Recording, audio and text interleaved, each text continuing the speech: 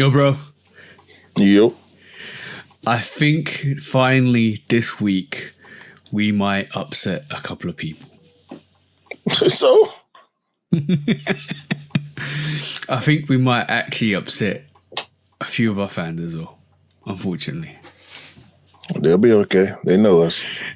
Exactly. All right, let's crack into this.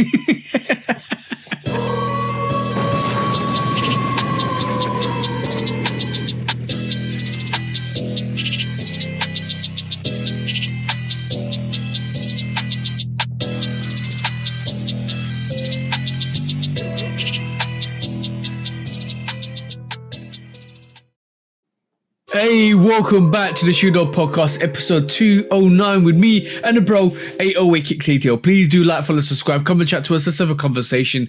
Let's break it down like we always do. And please do check us out on all the social platforms, on YouTube, on TikTok, on Instagram. What's the Patreon, bro? Shoe Dog Podcast.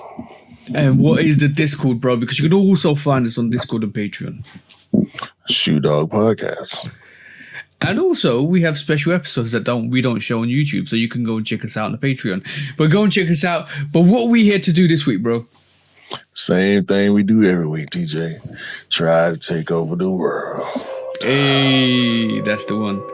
That's the one we like to hear. Yeah. Yeah, and to be honest, that's a good motto. Try and taking over the world. One step at a time. Yeah.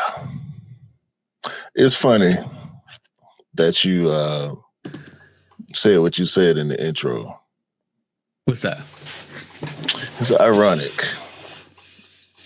because over this past week, I've been doing a lot of thinking. I've been doing a lot of thinking about people and relationships and quote unquote friendships. Mm-hmm. And love loss and separation and insecurities and anxieties and all these things that go along with humans. Yep. And I would like for people to know that perfection is a farce. Yeah, perfection is an illusion of you. You know what it is chasing the ultimate goal. And if you perpetuate somebody onto that cycle, trying to always achieve the ultimate goal, which you'll never will, because nothing is perfect. And the concept of perfect is to be imperfect, to be perfect, because everybody's perfect in their own individual way, and that's what it's always been. But if you can trap somebody onto this perfection cycle, all of a sudden they will never be satisfied. That's why perfection is elaborated quite highly in our society. So when I speak on perfection being a farce, I mean the perception that people try to give of perfection. I believe the more someone is focused on perception, the more imperfect they are. Yeah. Insecurities show and manifest in different ways. And I believe insecurity in general is manifested through the masking of insecurities. You know what I'm saying? Yeah, that's also true. But in terms of, you can also I'll twist it another way. Perfection is the ideology of fitting in and being quiet. I'm gonna roll with you on that based on what I'm thinking, because we all come with imperfections. Nobody is perfect. Nobody on this planet is perfect. whether it's a physical defect, a social defect, which I think kind of lines up with mental defects in certain ways. And that's the thing that got me this week, where I felt like I came to a realization that some people, a particular person, but I'll say some people, they go above and beyond to be better than others. And it's just not, it's too much. It's too much to deal with it, and it shows in such a way where, and when you alienate people, just to turn around and then continue to associate with said people, it's glaring. You know what I'm saying? Like how you, but you can't hold hands and throw punches at the same time. You know what I'm saying? But I don't understand that either, because how are you able to be perfect than the other person's perfection?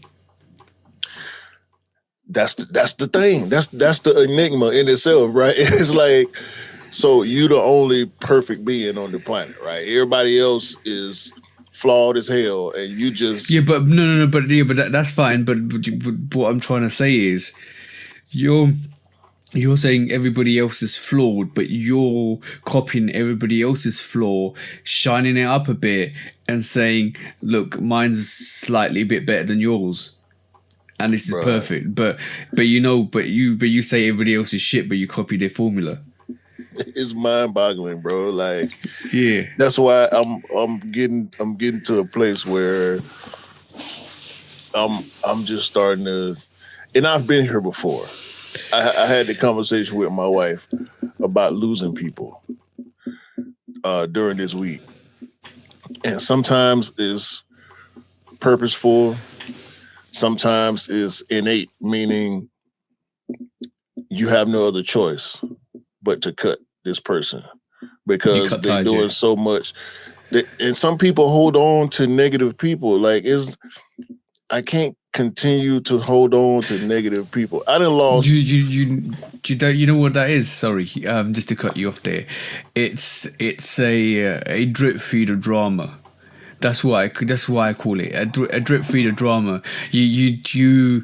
You're not secure with yourself in your own peace, that you need that drip feed of drama just to take your distraction of what you need to concentrate in your life. So what you end up doing is you feed that drip feed of drama just enough to suffocate the surrounding voices around you to tell you should be doing this, but you're not doing it because it's just a drip feed of drama just to keep you going, so you can not concentrate on what's more important.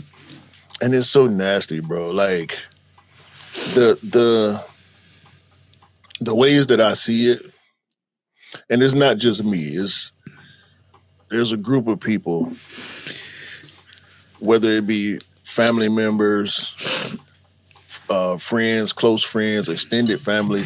There are groups of people in all of our lives. Hopefully, we have enough people to create groups and have separations and whatnot. And sometimes you can't mix groups. You can't mix family and friends all the time. You can't mix sides of families. This is why Kendrick Lamar, Cut You Off, is a perfect song for that. Bro, I've lost so many people for different reasons at different times in my life, to where I got used to it, and it became easier for me to say, you know what, I'm done. Sometimes it is though, bro. No, but it has to be, because what people don't realize, and sorry, keep interrupting you, is what people don't realize is the emotional drama of somebody's burden that you put upon yourself has a toll on you. I'm not finna carry my shit and yours. No, exactly. I So can't. everybody goes through their own shit in life. I can't, bro. If the toxicity levels that I create for myself is sometimes too much, I can't then take on yours and carry yours and have it weighing on me and have it occupy space in my mind and time in my life. Like it don't make sense, bro. And these people, these types of people who, like you say, want to drip feed the drama. Dog, this ain't no reality show. It's reality. It's absolute reality. Ain't no cameras around. Ain't no studio audience. Ain't no check attached to it. Ain't no notoriety that's gonna come with it. The only notoriety that's gonna come with toxic behavior is more toxic motherfuckers, and you bringing around the wrong type of energy to a crowd that you clearly don't understand. And you Xing yourself. You steady putting, you know how in school with kids they'll put a star, a gold star, or something by your name. You putting X's by your name, dog. Like these X's, they gonna pile up. And the more X's you get, the further you push people away. And the more you unveil your imperfections and your insecurities that you trying to hide so bad, but you trying so hard to hide them that they end up showing more. Yeah, the thing is with perfection is I look at it this way, and I always say this to my missus as well. I look at it this way: if your ideology of perfection is one unique look, then what's going to happen is you're going to go to that one unique look and just be a generic nobody, because perfection. Well, what you don't realize about perfection is what's imperfect about a person makes them perfect, because once you start to live with your imperfections, once you start to understand them, once you start to not let them irritate you, once you get over that old initial hurdle of what your imperfection is, you just become a perfect person, because all of a sudden you're not like everybody else that's just generically looking like the same thing, that might have this or might have that or might have, but everybody else looks the same. You're different because your imperfections make you unique and perfect. Bro. Why is it so difficult for people to accept themselves, man? And that's the whole point of it. That because this is why I always say, and this is why we always say on this podcast, is there's leaders and there's followers, there's shepherds and there's sheep, and the sheep will always try to elevate themselves to be shepherds and set the status quo, and all of a sudden the sheep all follow the one sheep, and all of a sudden they all just become sheep, while shepherds just sitting here thinking, yo, you guys are all the same, but like, this field is probably better for you to feed on than that field, because that field's full of garbage and gossip and chaos. Bro, go over there to the fucking field where the grass is brown and people throwing trash, not even in a bag, bagless trash in the field. Yeah. Cause exactly, over here, man, we got Herbie Kirby's. We put our trash in the trash cans, bagged, and the grass is growing. It's flourishing. You know what I'm talking about? We ain't got time for the bullshit over here. You take that shit over there, keep it over there, and stop trying to cross my fence. Yeah. We kicking you out. We eat lamb over here. You come over here with that sheep shit, we gonna shoot you, we gonna skin you, and we gonna eat you. Yeah. Oh, and this is also makes me laugh. Is one, I always wanted to say this, and I'm going to say this now.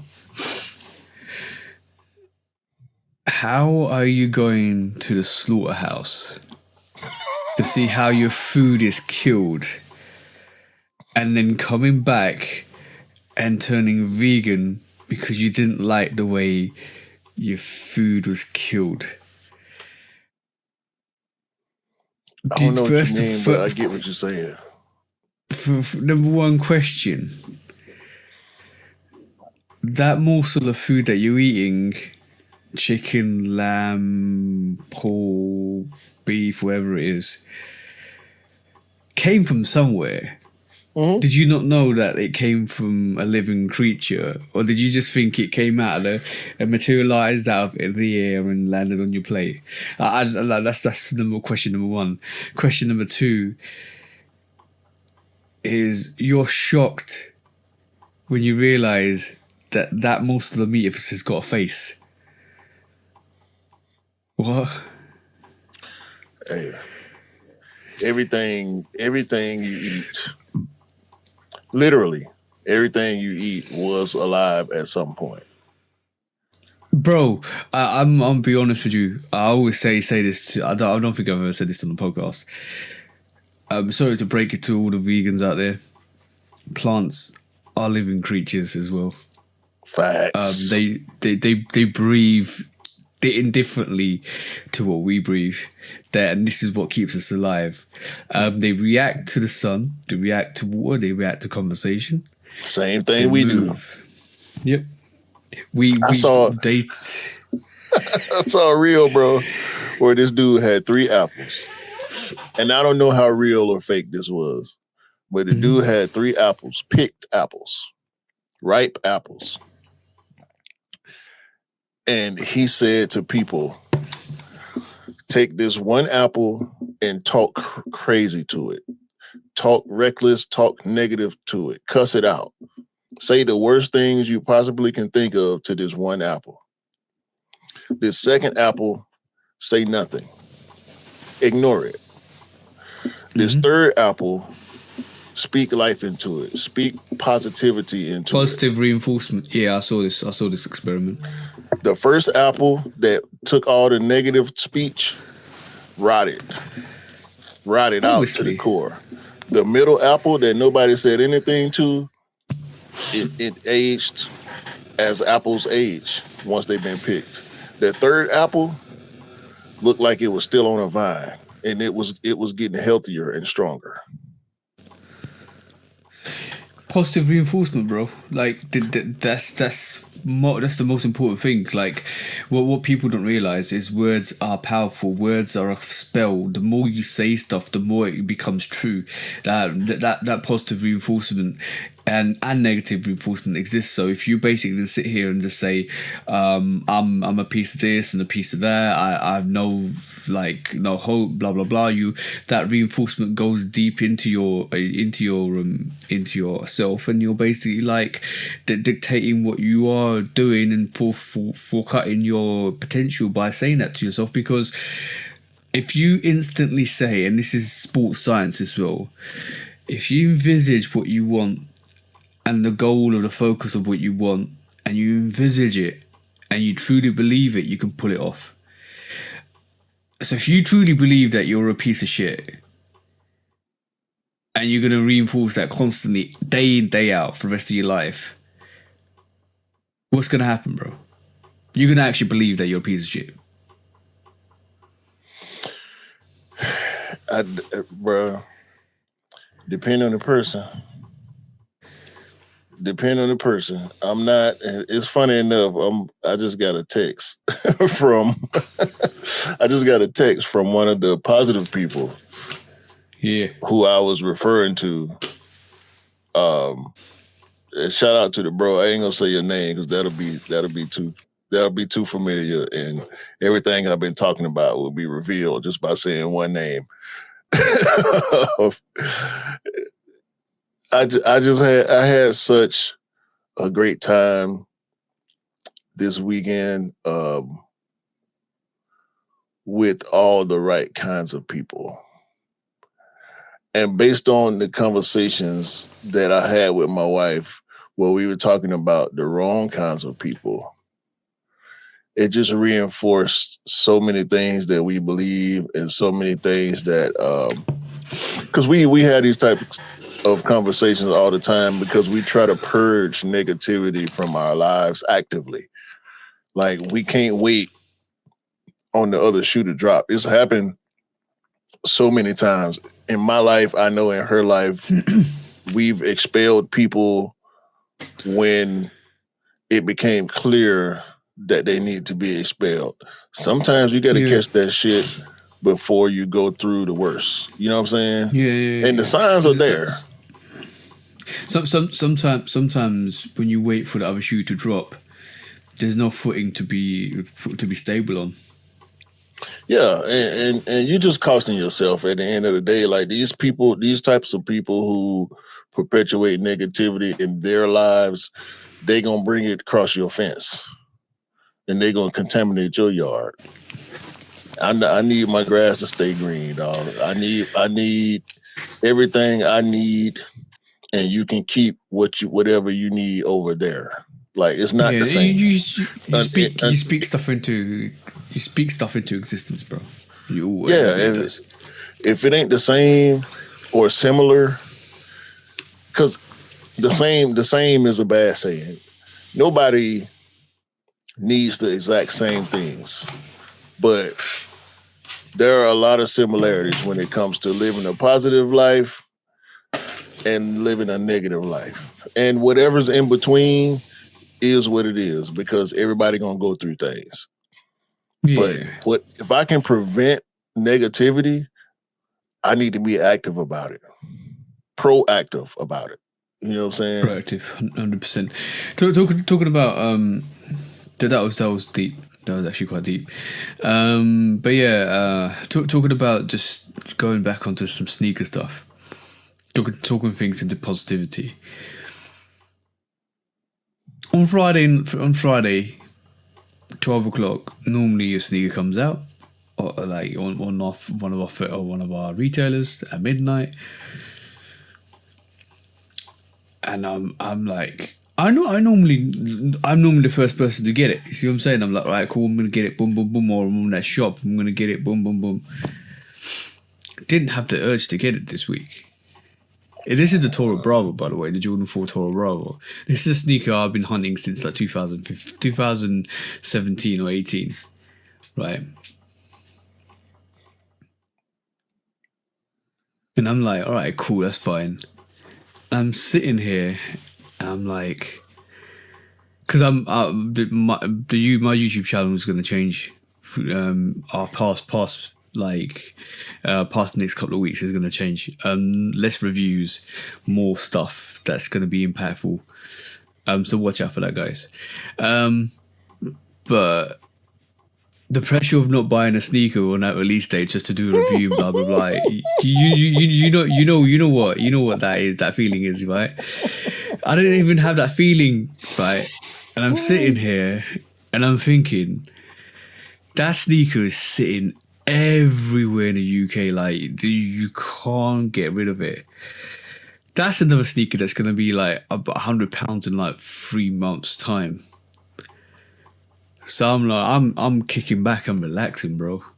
I'm like, all right, cool. I just wait for that sneaker to go, because I'm situating, I'm sorting things out, which is fine. But bro, Toro Bravo 4 is sat, and it's still sitting on the Nike app, full size run, at £190. And that's another sneaker that everybody wanted. And people were like, oh, they need to bring that back. And they brought it back. That could be a sneaker that goes for under £100 in 3 months. And the band, Jordan 1 Low, did the same thing.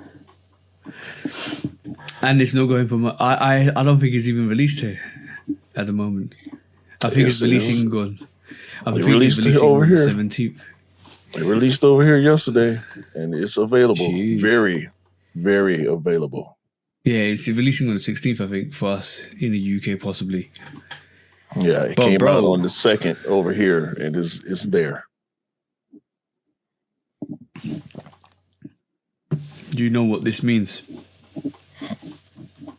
What it mean, TJ? Well, we like, there was already big estimates on the Jordan 4 veering off a cliff after the undefeated 4, which is evident which is Who evident. said that? Lord, well, with me and you here, bro. but what makes it even more ridiculous Oh man. is are these brick after bricks gonna sell out, Yes. or are they going to well, they'll probably will sell out, but are they going to do as successfully as the first one? And you're already gonna say the right answer. Go on, bro. You mean on the aftermarket? Yeah. I don't want to make that prediction. I'll make that prediction for you. I don't think they're going to do as well as the first variation, because the first variation does all sorts of numbers all the time anyway. That's legacy. It's got sneaker of the year. That's another thing. It's been a year. Will it average less than 300? No. I average less than 400. Yeah, I believe it'll be obtainable. The brick by brick. Yep. It's averaging between 400 and 500. Uh-huh. Probably on the higher end of between 400 and 500. I'll say 450 and better. Average for shit. Almost the duration of its lifespan, which is it's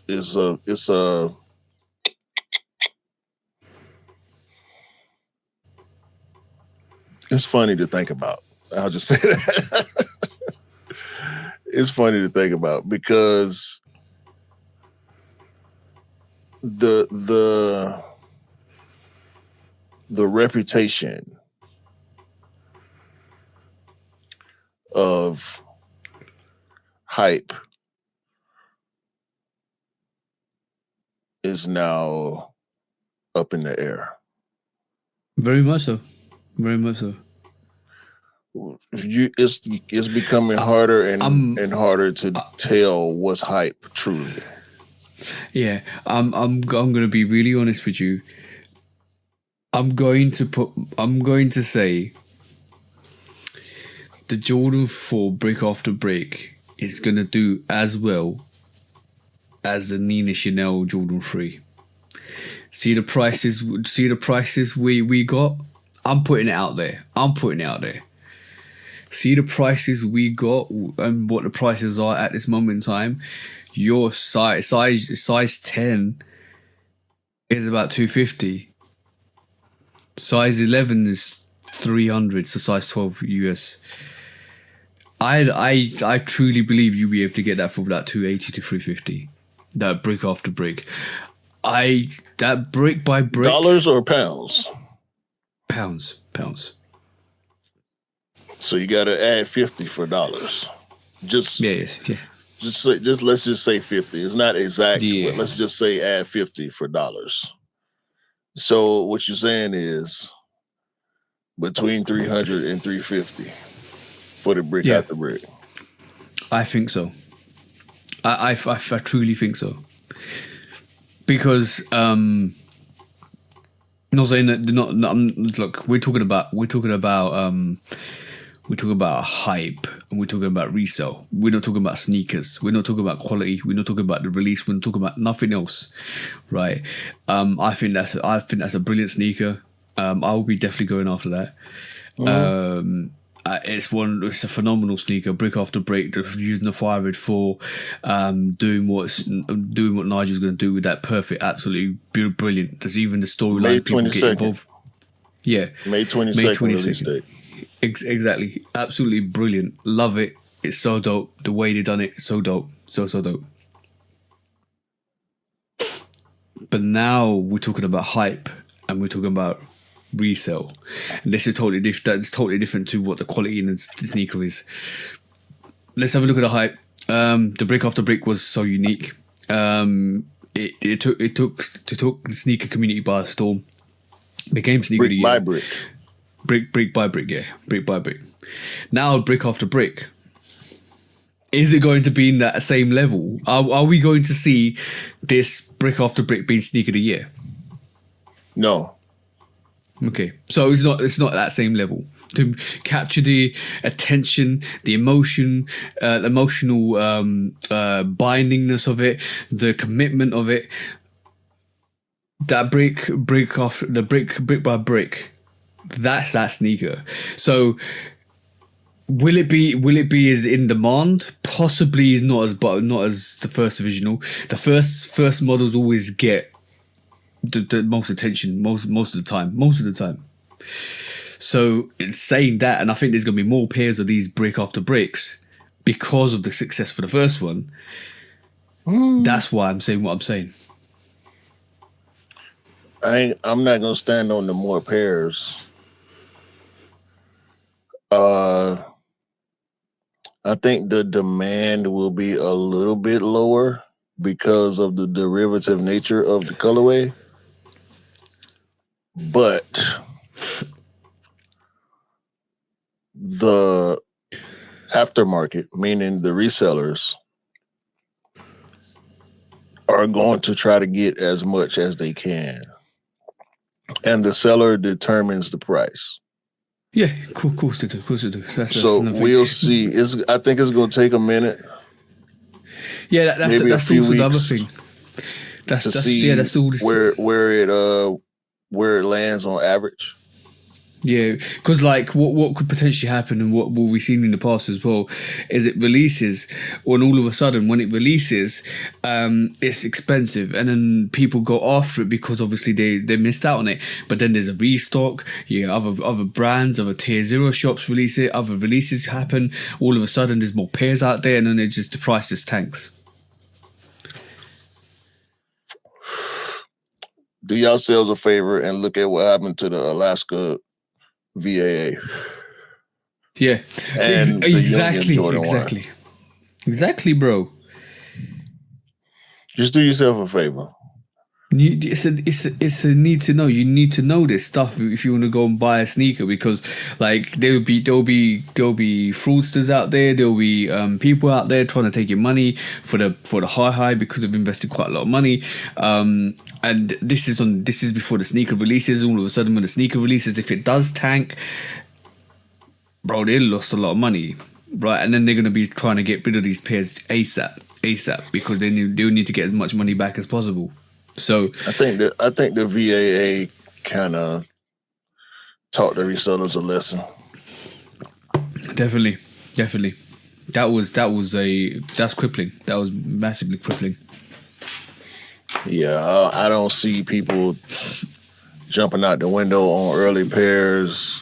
I'm not seeing the reels of boxes on boxes stacked up, and that could be to the credit of Nigel and Jordan Brand and the retailers who are getting these pairs, or you can put that firmly on the doorstep of the resellers who learned a lesson because they popped right now. They can't afford to buy early pairs because they've taken so much of a loss on. I know. The Virgils. It's a combination of. I think it's a combination of three. Number one, I think Nigel's doing a better job. I think they got the pairs under wraps. I think I potentially think there's gonna be a little bit more pairs than we got after the first release, because they want to make some more profit off it, which is great. Because Bike Air, who wouldn't want to make profit off Nigel at the moment because he's big. Number one. Number two, a lot of resellers have learned a lesson. The market is so in flux that you don't know what's going to happen with the releases. So all of a sudden, are these resellers going to put their money on a pair of sneakers that they don't know what's going to do after the retailers come out with it? Probably not, and that's it. Also, then having a secondary knock-on effect on the actual market as well, where people think there's more pairs. People think either number one they're super limited because resellers haven't got the pairs because they don't know what the situation is, or number two, people thinking there's loads of pairs, like they're still at the retailers. So yeah, all of this knocks on effect. It's a catch-22. If one thing happens in one situation, it affects everything else in that circle. I'll say it again in closing. For me, I don't think there'll necessarily be an abundance of pairs.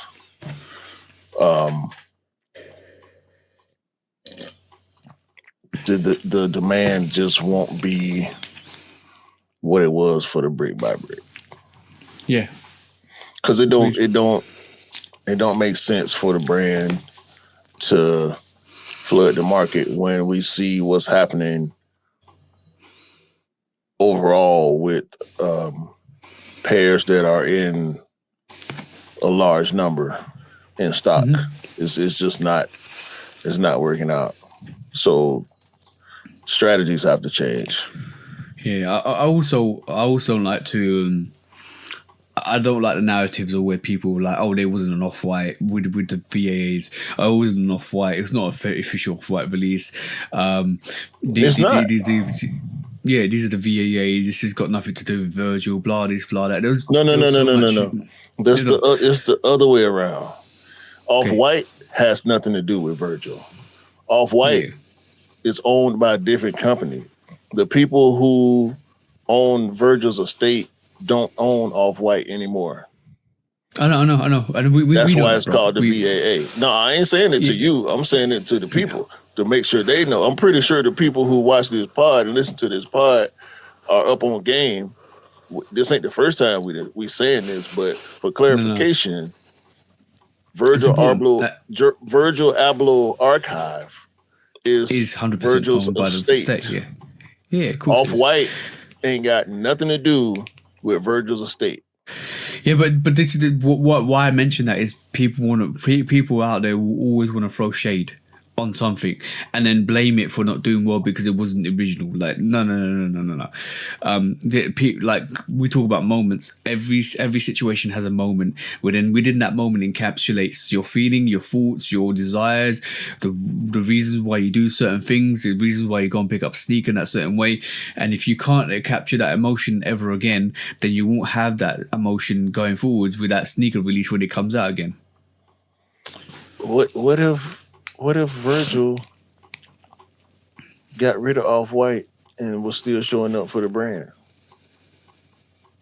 They wouldn't be saying that though. What if that's what happened?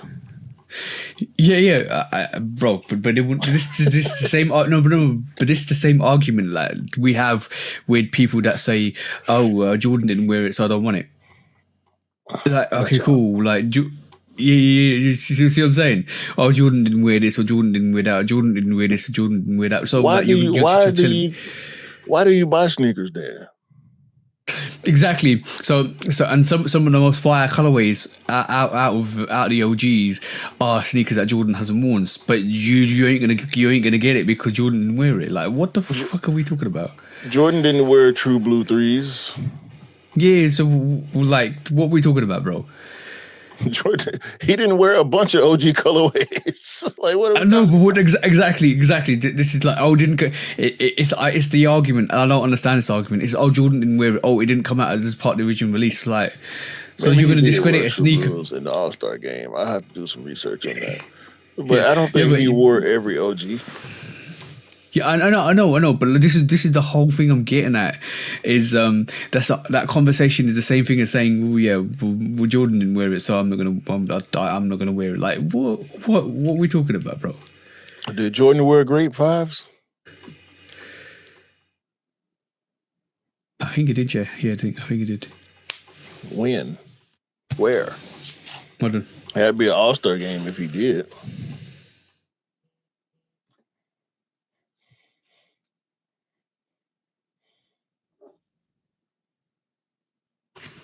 I'm sure don't go with the Bulls jersey.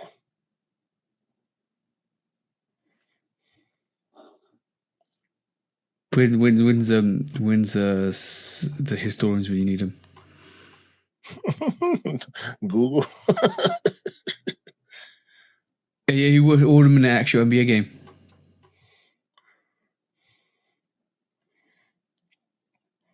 I see him wearing them in a commercial.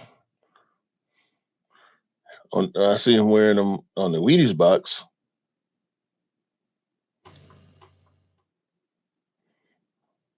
Okay, no. You're right. It was only for the 1990 photo shoot. He wouldn't have worn them for a photo shoot, and I didn't actually wear them for an NBA game. Right. That's where it's from. Right, cool. That was. By the way, I see those Neon 95s at the back, and thank you, Dwayne, for coming up and picking up your Neon 95s for me this week. He came. I asked him how long he's been on his leave, and he says 3.5 months. That's diabolical, bro. 3.5 months of no work. Jordan didn't wear True Blue 3s until he was playing with the Wizards. There you go. That's why we got the Wizards 3s. That's a question. That's a good question, actually. Is a True Blue 3 actually the Wizards 3? Watch out, man. Anyway, I'm not finna let these internet dupes control the way I think about shit. Shout out to Will Chase. I just went on his pod. He's a sports journalist. Interesting conversation. I felt like I did a little bit of code switching just because he was so proper in the way he was speaking. It made me clean up my grammar. I hate that. I hate that people who out grammar you. No, not necessarily out grammar, but just the way he was speaking was so professional. It made me want to clean up my speech. But we had some interesting sneaker conversations. So shout out to him. Yeah, that was one of the things we talked about, like hype and trends and the whole NBA players ain't popular, so sneakers ain't selling, blah blah blah. It's a bunch of cap. I refuse to let other people's opinions sway mine. What would you think? What's your opinion on that then? Like, I just want to touch on that quickly because that's quite a good thing to touch on. No, because that was a report from Brian Windhorst. Brian Windhorst is pretty much a LeBron reporter. He don't care about nothing but what LeBron James is doing. He built his career off of reporting on LeBron James. And what I said to Will Chase was, I ain't never seen Brian Windhorst in a pair of track pants or sweats or jeans or a t-shirt or any type of streetwear. So I don't give a fuck about what the hell Brian Windhorst got to say about sneaker culture. I ain't never seen him wear sneakers. But that's just still good conversation to have. What is the reason why basketball sneakers aren't as popular as they was? Because the people who are buying hella sneakers like us, the people who have collections, we ain't into this new shit. We into the same sneakers that we've been buying for the past 30 and 40 years. Innovation then it's no, it's not innovation, it's style. Yeah. We only care about innovation when it's interesting to us. How does it look with a fit? That's the most important thing to a sneakerhead, in my opinion. That's more important to me versus the tech in it. I'm still wearing shit with tech from the 90s and the 80s because it looked good. It's fresh. It's good colors. It's good materials. The silhouette is dope. I'm not going to buy no damn Ja 3s. I can't get them shits off with a fit. This is going to be quite an interesting question for you then. Do you feel that the downturn in sneakers and the downturn in hype and the downturn in resale, it's probably an obvious thing, is it due to the downturn of people that have left the scene and the amount of people that haven't replaced them, and the people that are replacing them aren't as nostalgic as people that were growing up in the 90s? It ain't even people who left, because a lot of people didn't leave. A lot of people switched it up, and they followed trends because they want to be young. They want to do what the young folk doing. I could care less about what the young folk doing. Yeah. I'm gonna do what I do. I still dress like 1996. I'm gonna say that shit probably forever. But the brands care. That's the thing. That's the problem, bro. The brands care about what brands. Who are we talking about here? We're talking about right. So sitting from a brand brand's point of view. I'm thinking, right, it's me. Sneaker sales between 15 years to maybe 21 as a spectrum. Then you got sneaker sales between 20 to 28. That's a separate spectrum. And you got the nostalgia heads, which starts to happen.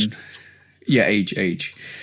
So I'm talking like nostalgia heads between 27 to 35 to 40, and then you've got the OG heads, which probably start at 45ish all the way down to 50, 60. So now the spectrum of people buying in the back end is dying because the OG heads ain't picking up sneakers like they were before. They've got the OGs that they want, they replenish the OGs that they need, so they're not buying as many.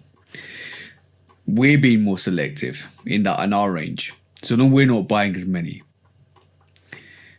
And then you've got the 21 to 27 year olds that are buying sneakers, but they're just, for where they're at this moment in time, is they're buying sneakers for the comfort of it, or whatever's fashionable, whatever's trendy. The youngsters coming in. You're answering your own questions. Yeah, that's what I'm saying. The younger generation that are coming through are either picking up what their fathers are doing, used to do, the nostalgia heads, or they're just finding their own way. You can't count on nostalgia outside of a certain group. So the brands now, I think, are sitting here and thinking, who do we sell to now? Because the people that we used to sell to, hey? Everybody. Yeah, exactly. This is why it went that way. Because the people they used to sell to 10 years ago or 15 years ago, who are picking up sneakers like they wanted to, aren't picking up the same sneakers as they are today. So who do you sell to? And their focus has just changed from the nostalgia heads, the OG heads, the sneaker heads, to hype. Let's move right here to sell sneakers. I can't answer that, bro, because I don't give a fuck about none of that. Yeah, I know, but I don't care. That's the dynamics. Buying. And this is why you can't predict what's going to be popular. You can't predict what's going to sell. You can't predict the resale. Because you can if you're doing the correct market research. Yeah, but I'm not a professional marketer, so yeah, I'm not. That's not my task. My task is to buy what I like and rock what I like, and hope the brands continue to produce what I like. Now, when we're speaking for age ranges, we've followed the breadcrumbs for years. We've seen New Balance make a comeback. We've seen Asics. We've seen On Cloud and Hoka. What we know is Nike / Jordan, Adidas, Reebok. That was the fight. That's the fight that we're in. That's the fight that I'm in. Mm-hmm. I don't give a damn about no Hokas or no Asics or no nut. I mean, to a lesser degree, Asics and New Balance and them other brands. In my mind, in my sphere of sneaker intake, I only care about certain shit. I don't give a fuck about what Anta doing.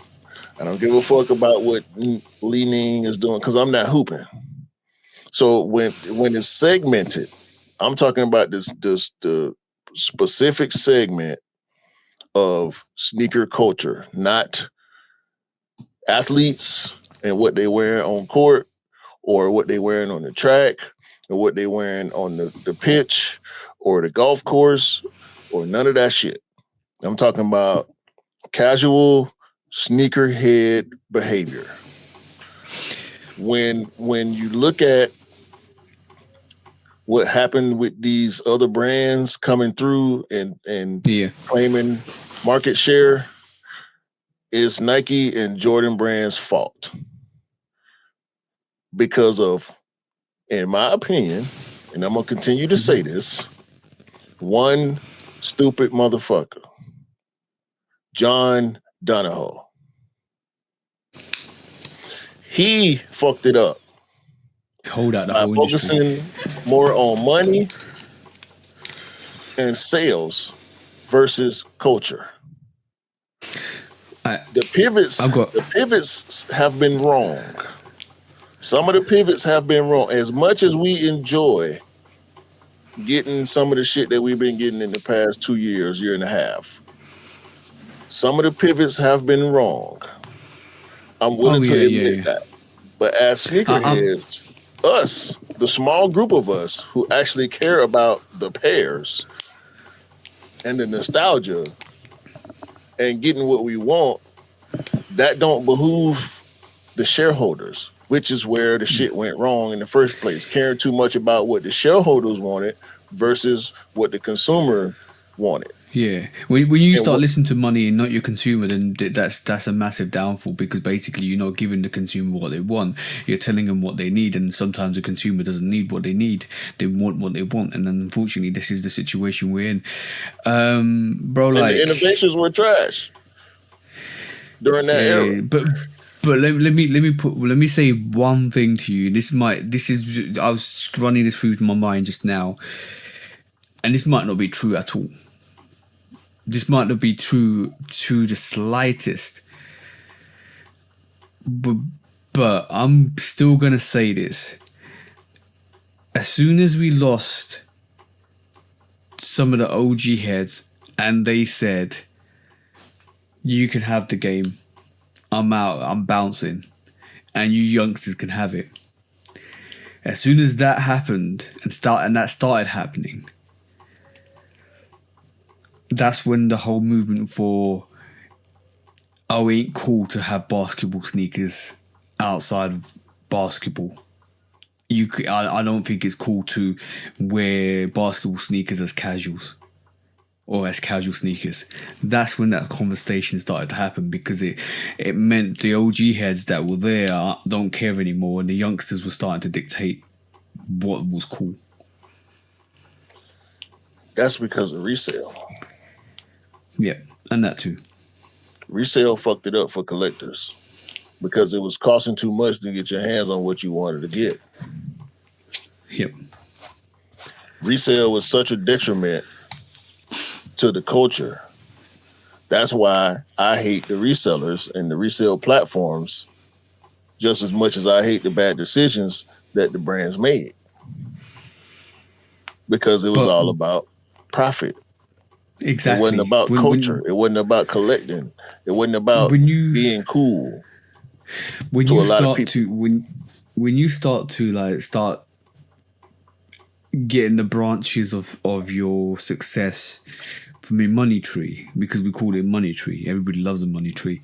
When you start taking the branches and start reaping the rules of your money tree, you get blinded by the purpose or the reasons or the reason why you're there. All you're blinded by is the cash is coming in. As soon as you're blinded by it, you don't give a fuck about culture. You don't give a fuck about relevance. You don't give a fuck about the innovation. As long as it's making you money, this is what capitalism is, bro. This is why I've done a whole industry for Nike, is because as soon as you start thinking about, I'm getting money and my stocks are going up, my shares are going up, my shareholders are getting money, boom, boom, boom. I don't care as long as we're raking it in. This is like all of a sudden COVID happened and all of a sudden you're selling more than you could ever sell. You're like, oh yeah, this is going fantastic. We don't need a plan B or C or D because we're on plan A. We're always going to be on plan A because it's fucking cloud nine. Right? That's what happens. What happens when you then? put a finance motherfucker in charge of product. You don't give a fuck about the product, bro. He forgot about the product. He forgot about you know what it is. He forgot about what made. He never knew. Nike. He ain't forget. He never knew. No. Yeah, but people around him that were advising him forgot what Nike was Nike. It's the same. It's the same people. They never knew. They never knew. They didn't care because they didn't know. It don't matter to them. It doesn't. Clearly. Look, the thing is, it's ridiculous when you take your attention away from the product and you start looking at the figure and you're thinking, I sold 100 pairs this month.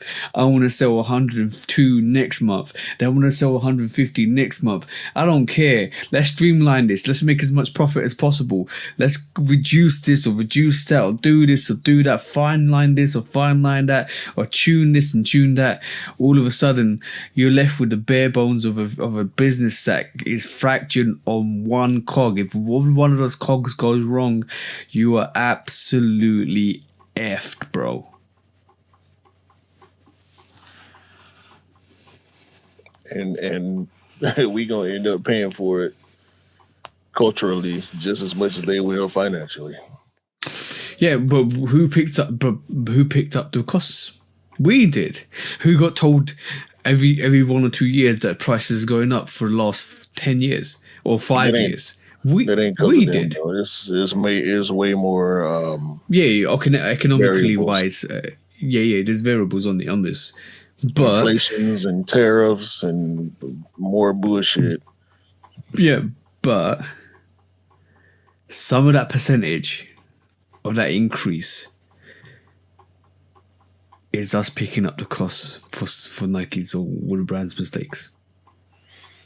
I don't see some of it. I would say 10, 20%, possibly. I don't see it that way. It's possible. You can't charge people more because you're losing money. That don't make sense. How do you balance sheets? Do better. Not charge more. But how do you balance sheets in the short term? That's how you go out of business. Exactly that too. If you were a small business and you raise prices because you were doing bad, you're going to go the fuck out of business. Because the people who are supporting you are going to be like, nah, no, you're not finna charge me more because you're doing bad. And what have we seen in the last 5 years? The consumers have been upset. Consumers have been saying stuff, quality issues this, quality issues that, boom, boom. I'm not agreeing with you. Like I said, the other variables contribute to price increases. Yeah, and that too. I'm just saying, it's all a mechanism of the industry. Okay, agree to disagree. Because you keep trying to make it sound like I'm agreeing with you, but I'm not. The variables aren't a product of the industry. They're a product of the other things around the industry. Economic shit, not sneaker industry shit. Tariffs ain't got nothing to do with Nike, but tariffs affect Nike. Oh yeah, but these tariffs have been last year. We're talking about last 5 years or 6 years. We're not talking about the new tariffs. I understand that. Inflation and all the other things, all that shit ain't created by Nike. No, no, it's created as from an economical point of view, which is And which that's is why weird. prices go up. Because prices didn't just go up on sneakers. Prices went up on everything. That's what I'm saying. People making less and shit is costing more. That's also a contributing factor to the state that we in the sneaker culture. Yeah, it's not just things that are happening inside. There's outside influences that make it worse on top of the bullshit that we're dealing with people like Donahoe being greedy and the people that he works for being greedy. Do you think resellers are more ruthless now than they ever been? No. Aggressive? No. Same? Yes. Okay. They back. I wanted your... Or they thought they were back. In certain ways, things didn't change. In some ways, they have to be more strategic, just like everybody else. Yeah, to get the pairs that they want. Yeah, they can't blow the whole budget. They can't blow the whole budget on GRs like they were able to do during the pandemic. The bubble that was created in the pandemic was a benefit for them. Shit went up for them. Now that things are back to a normal type level, it's become more like it was before the pandemic, where only certain things are going to bring that high value. I wonder what happened to like Ben Baller.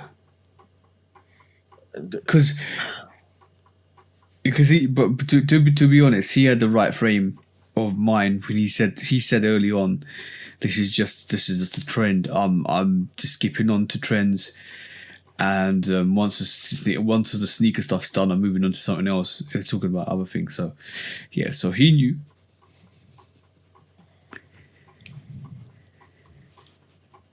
Are you really giving props to being baller right now? No. I'm just saying. That's what you're doing. Resellers know. Good resellers know what the situation is. I don't look at him.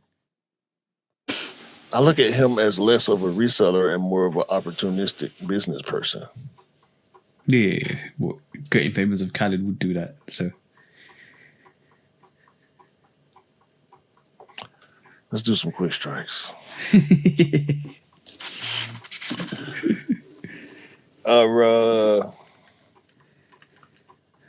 Speaking of mistakes or not. Yeah. Okay. Sneakers Verified. We saw during the pandemic the sneakers lives. We've seen a lot less of them since hype died. Sneakers stopped investing in doing live streams, showing off what was upcoming season by season. Mm-hmm. I don't think this was a live. This was a post. Showing off what they got coming up in the next couple of months. Mm-hmm.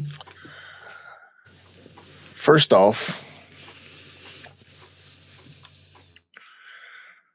Nike Air Foamposite Red October.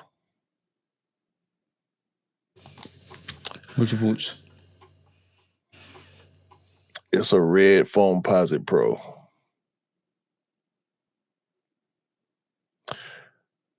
Seeing this only makes me think the Red October name came from somebody at Nike, not Kanye.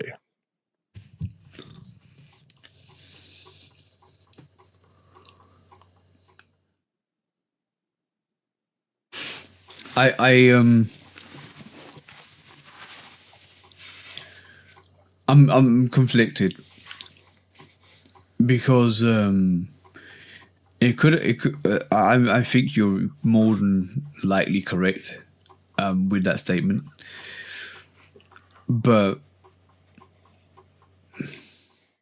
if it's a Nike product and a Nike name and only usually one or two,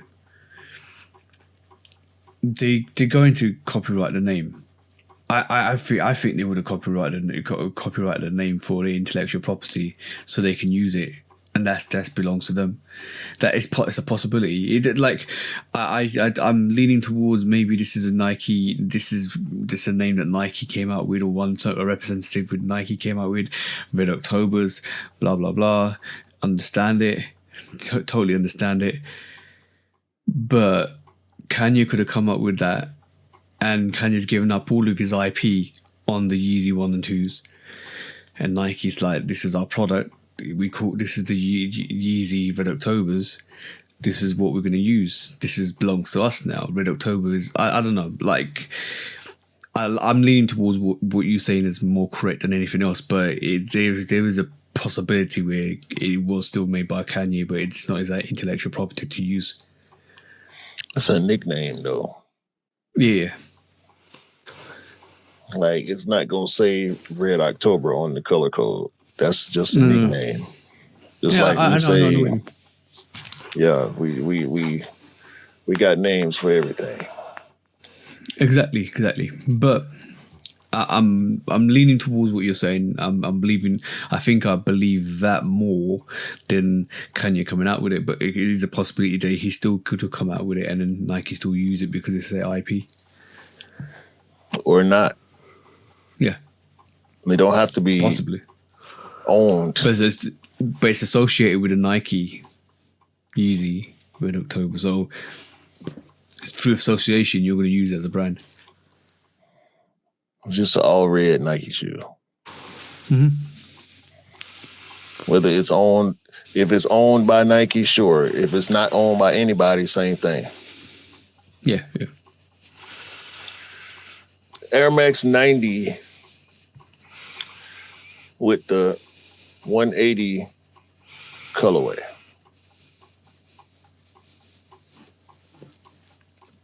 How'd you feel? They hard. The 180 level? Yeah. I like it more than the infrared. I never really was a big fan of the infrared Air Max 90. I'm not really. I'm not an Air Max 90 guy. I've said that time and time again on this platform. I was never a big fan of the Air Max 90. The OG colorways don't really mean to me what they mean to other people because I was never a big fan of the silhouette. So I'm comfortable saying that. People can say what they want to say about it. It's fine. There's only a handful of Air Max 90s that I even care to glorify. Mm-hmm. This is one of them. I like this colorway more than probably any other Air Max 90 colorway outside of the Atmos.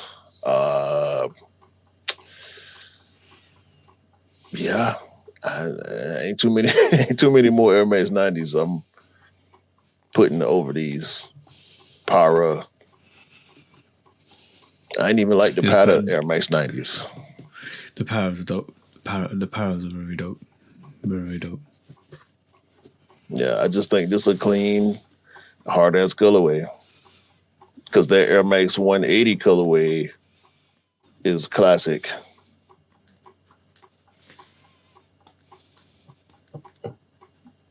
I guess we're moving on. Yeah. Not Air Max. Nike Rejuvenate Jelly.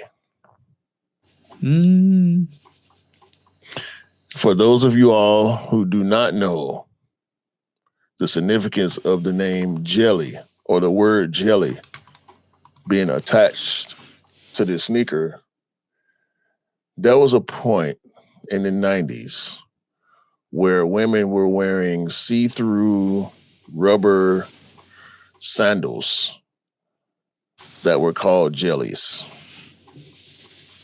This is a see-through rubber version of the Nike Rejuvenate. The sock liner is removable. It's a footy, basically.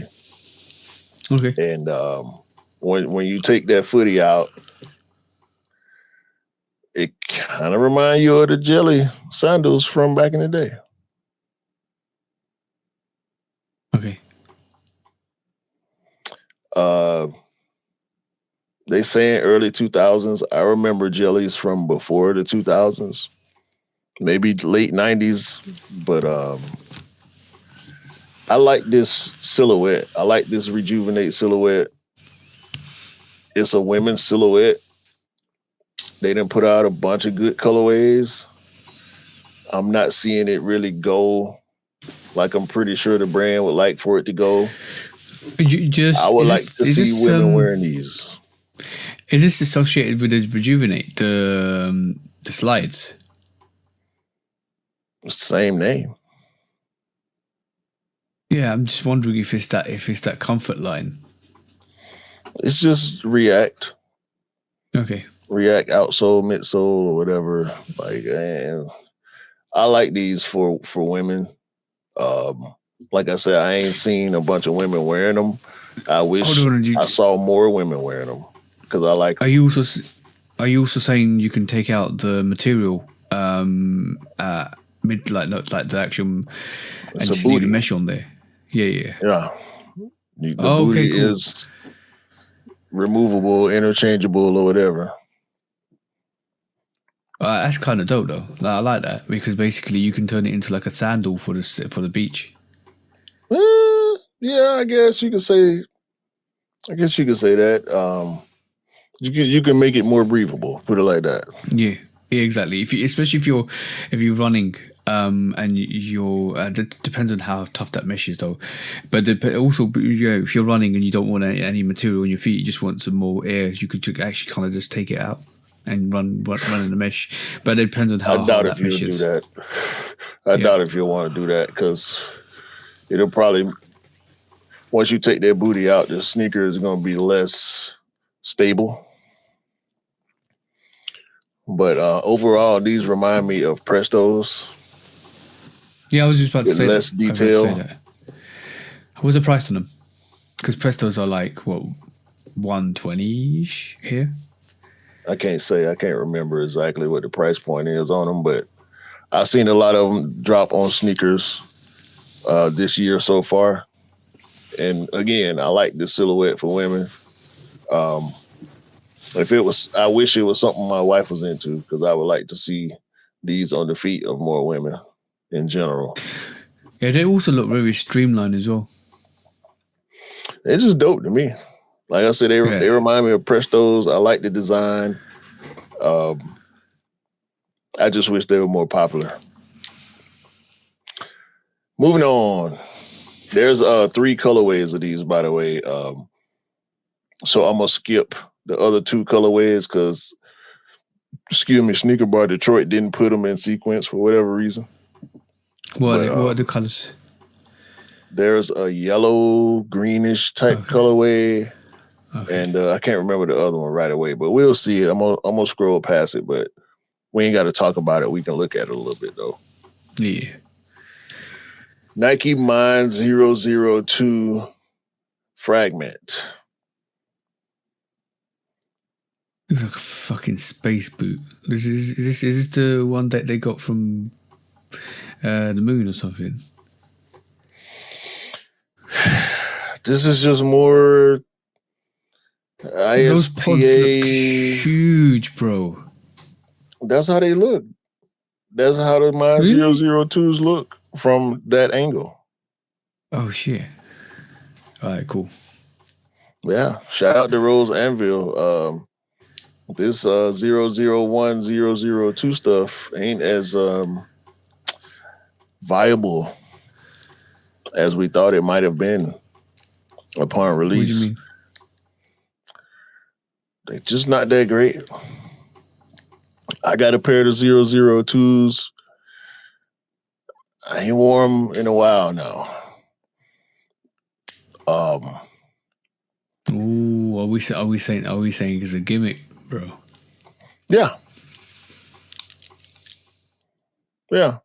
I'm not. because you know that the when you really I'm gonna be honest. Like, remember we discussed about these pinch points on nerve endings on your feet, and what you actually should be using the actual pin rollers where you can put them underneath your feet and roll them, and that those pin rollers you don't wear anything with them. You go barefoot on them because basically, or you can wear a thin sock, just a thin sock, because what you want is your pressure points to be physically massaged when you went to actually kind of activate your nerve endings in your feet.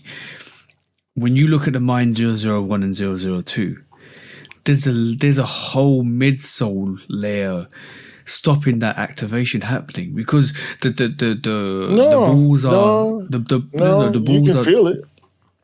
And I'm just about to say, you can feel the balls massaging your feet. That's fine, but you need harder contact to do that, bro. This is why it's not feasible when you look at this. It's a great concept. So there's different ways of massaging your feet. When this is like the Mind 001, 002, great tech, great innovation. The execution isn't as good as it should be. I'm not gonna let you get that off without owning a pair. Okay.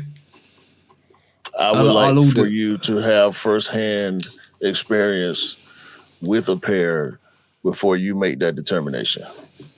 Because I will say, I'm not sure, I was about to say rather, I'm not sure if the pressure point thing is viable or not. Wearing them all day can end up being uncomfortable. Okay. But is the application wrong? I don't know. So I would like to hear your opinion after actually having some experience with them, because I know you pay a lot of attention to that type of stuff. Yeah. Knowing that you haven't actually had them on feet makes me wonder if your opinion would be different with experience. You know what? I might do that. I might get one. I've had my dad has for years. Even when I was growing up through my teens and stuff like that. We used to get these wood spiked rollers, and they're spiked at the ends. But they're gonna pierce your skin. They won't pierce your skin, but they'll give you a pinch, and it like a really deep pinch massage on your feet. My dad used to have them to activate his nerve endings in his feet, and he used to let me use them, my brother use them, my mum use them, and it just regulates the circulation of blood through your feet, to eradicate impurities, all of that stuff, right? So I've had that through my teens, so I know exactly what this tech is supposed to do. So I'll get a pair and I'll put on my feet, and I'll give you my experience through them as well, because it will give you an indication of if I think this tech is viable. And you're right. Thank you for correcting me, because I should test something before I say something. Now I'm gonna put mine on when we finish. I'm gonna give them another spin. I ain't done with them, but I ain't worn them in maybe a month or so. Okay. I used to wear them a lot in the house when I first got them, and I have not taken them outside. Oh, I was about to say, are you risking it becoming a house sneaker? That's what I bought it for, because I wanted the slides. Okay. So I just wear them like house shoes. This is one of the other colorways of the Rejuvenate Jelly. Okay. I prefer the red. Yeah. Romero Premium, whatever. Like I don't. It looks like the side of Predator's face. Don't it? It looks like something out of a science fiction movie. You know when Predator's down and out and he's bleeding and his blood is green. That's what it looks like, bro. Yeah, just some. I don't know. I this is a performance shoe. The Vomero Premium is a performance shoe, just like the Pegasus Premium and the Vaporfly and all that. They're just hoping that it is actually Predator and he could put his cloaking field on so nobody can see this. I do see people running, and I see a lot of people wearing the Vomero Premiums. So it's a viable silhouette for Nike, but I just don't get this. I mean, shout out to whoever liked these. No. Yeah. No. Nope. This is the other colorway of the red. Get his beige shit off the screen, bro. Oh my. Nike Diamond Turf 96 Max Low. These came out last week. I told the bros in the chat, I'm going to hold out on these. They did not sell out. I'm still in fear of a sellout because I'm playing chicken with these. I have the highs in this exact same colorway. I want the lows. But as of right now, I'm not willing to pay the retail price because I got something else in the scope. And I'm not willing to miss on the other sneaker that I'm looking at. So I'm not locked in on these. I could have got them easily. I can still get them. I could get them right now easily. But my selective streak is not allowing me to hit the button on these right now. I feel you on that, bro. I feel you on that. Don't let this become another situation where you was like, oh shit, I should have gone and bought it. I mean, if it is, bro, because I'm already stalking the SB Supreme Barkley lows. You know how I am with black lows. It's just this is yet another low top version of a sneaker that I love. I got the Darwin lows late. I actually went in for those and couldn't hit, but between this Diamond Turf 96 low and the Supreme Barkley lows, they in the background right now. I'm locked in on something else. If y'all pay attention, y'all know what I'm locked in on. Hopefully that goes on sale and you're able to get a reasonable price for it. Well, I think whether they go on sale or not, the prices will be kind of low on them on the aftermarket. Mm-hmm. We know I don't like to dip into none of us like to dip into the aftermarket, but we'll see how it goes. Sometimes needs are a must, bro. Facts. Gordon boots, the lows. We already saw these release. I don't know why the hell they on the sneakers verified list because they already came out. The brown version and the black version. If you like Nike boots, there you go. And another Pegasus Vomero Premium colorway. This brown with the arrow on the side, similar to the Up Tempo Max. It's better. Better than the other one, right? Yeah, better than the Predator looking blood-stained thing. Yeah.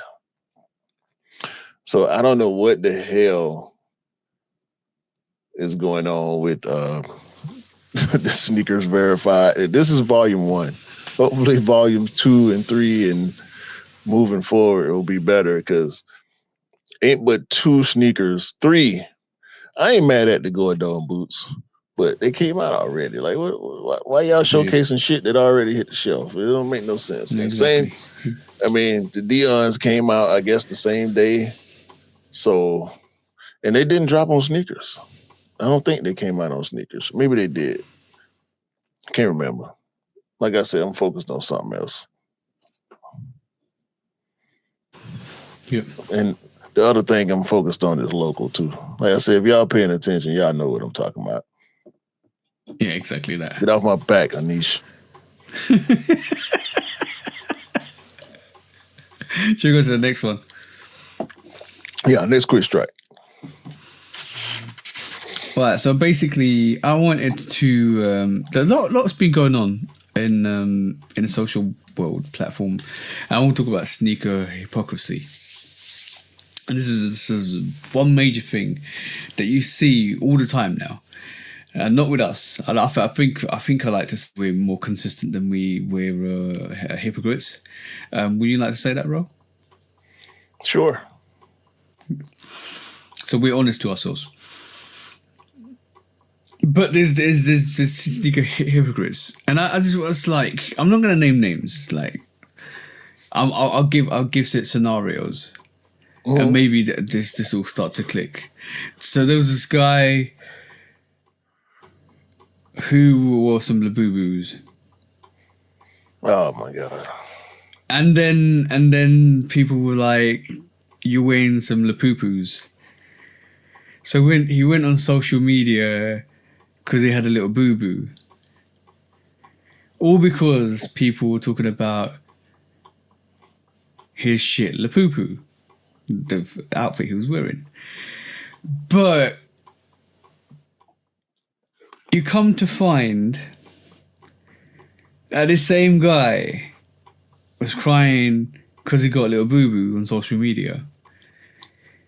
But years before, he was taking pictures and criticizing random people, not sneakerheads. Didn't approach him, didn't ask him about their fit, didn't ask him about their attire. Just random people and criticizing them. And even to this point, now, right this moment in time, he's criticizing some of these Nike Shocks and he's wearing Adidas socks. We sneakerheads wouldn't do that, bro. Wait, hold on. What? He was wearing some guy, random guy in the shopping mall was wearing Nike Shocks with Adidas socks.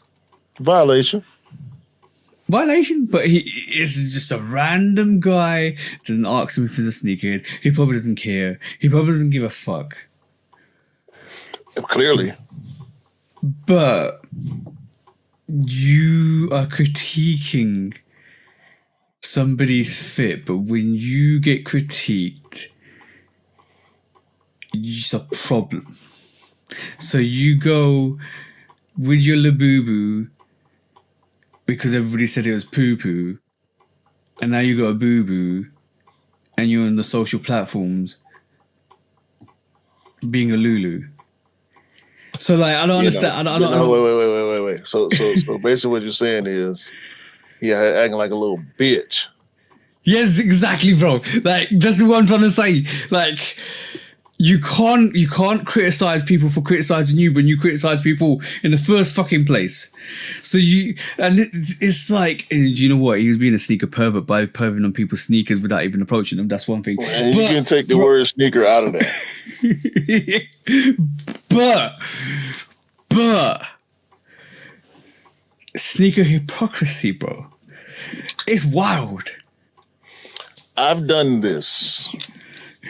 Let me speak for myself. I too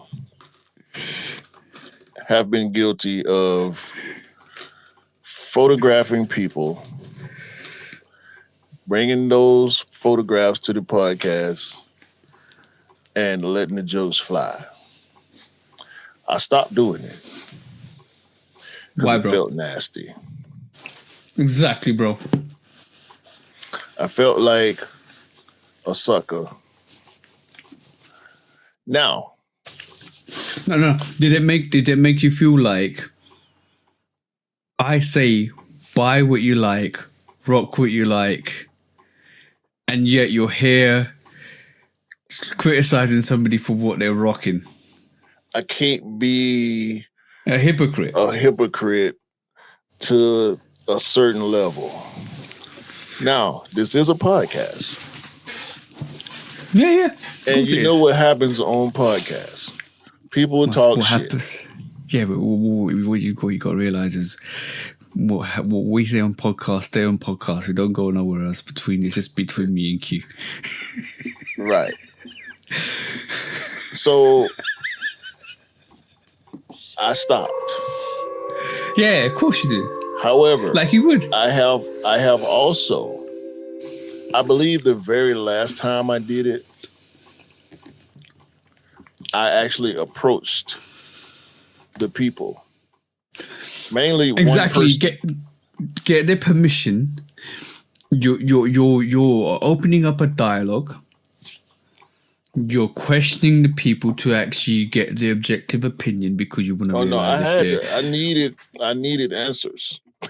Yeah, no, because first of all, first question comes when you approach somebody that's wearing a certain type of attire.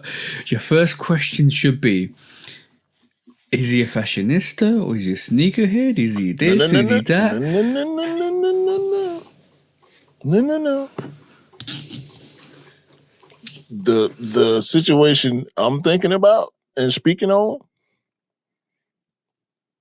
clearly, this person could care less about your opinion of what they had on their feet. And this was a woman. Okay. It was a woman. You remember the blocky? I was at a festival, and when I saw it, I was like, hold on. And I immediately pulled my phone out, and it hit me. Go talk. Don't just take pictures and crack, because we cracking jokes already in real time. Yeah. I said, nah, I got to see what's up. I got to ask some questions. Where did these come from? What made you get them? Like, I got a podcast. I'm going to show these on my podcast. Okay, whatever. I don't care. I'm like, all right. Let me take some more pictures. You know what I'm saying? Like, I had it on video. I think it's on my phone. Yeah, but that's the decency of it, because basically what you're doing is you're asking permission from the person to use their face and likeness and whatever they bring to the table on a platform that they probably will never see, but you're being respectful to them by telling them, you know what, I'm going to bring this because I respect the fact that we're having this dialogue. You just can't go around recording people and then criticizing them and then blurring their faces out. Got you. Now, a couple of questions. Depending on your answers, I may have more. Okay. Is this person, because I know exactly who you're talking about. Shout out to the bros for vetting this motherfucker for us, because I was going to ask them to come on the pod. Oh, yeah. Is this person popular?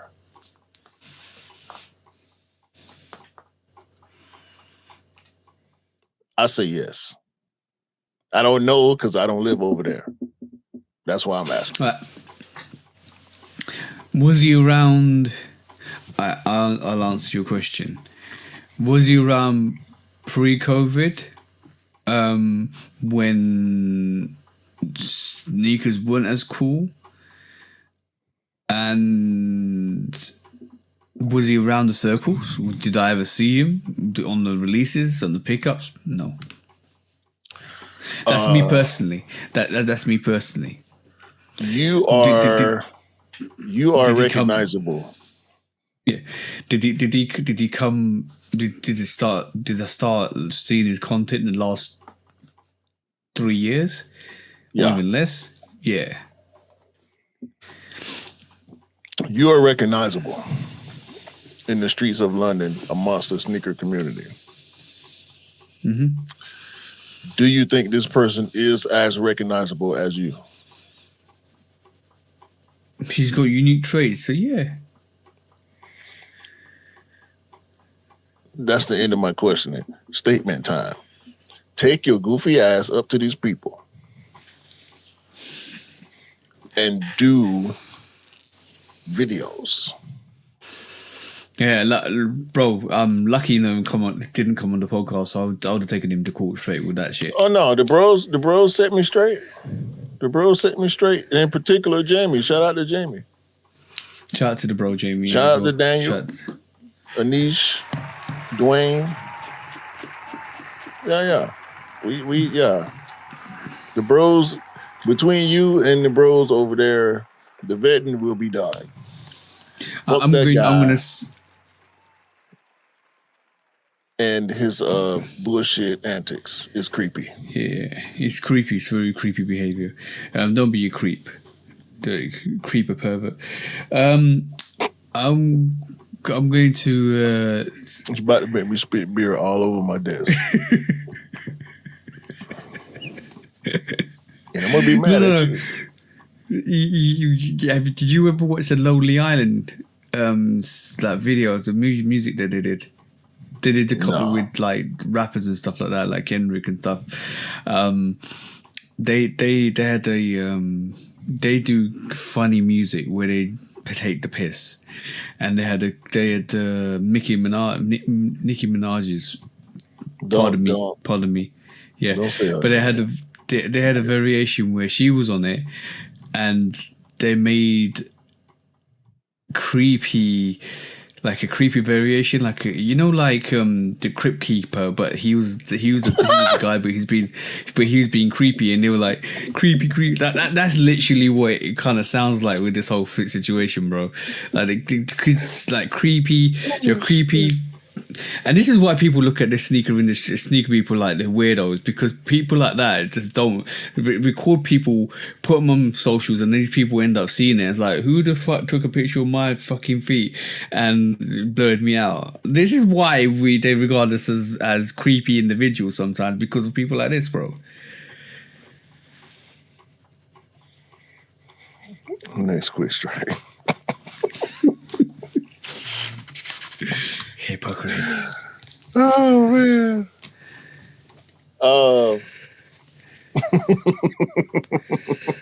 What are you laughing for? Nothing at all. Oh man. So there's a track athlete. It's great show so far, isn't it? So.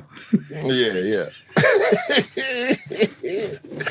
There's a track star known as Abby Steiner, who is suing Puma for pretty much having bad product and in turn ruining Mercedes as well, bro. Career. Mercedes as well. It's more so Puma. Yeah. Mercedes don't make sneakers. They might endorse or sponsor, but Mercedes don't have a sneaker factory. They have car factories. So yeah, I get it. It was a Mercedes F1 sponsored Puma shoe that she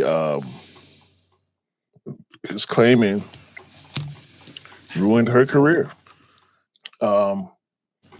Supreme high school track athlete, a runner, sprinter. Her last competition was during the 2024 Olympic trials, where she finished sixth on the 200 meter. And she didn't file a lawsuit against Puma. She's 26 years old, and she's nowhere near as good as she used to be. And she blaming Puma for having bad track shoes. My question for you, Mr. J, is this legit in your opinion? Can an athlete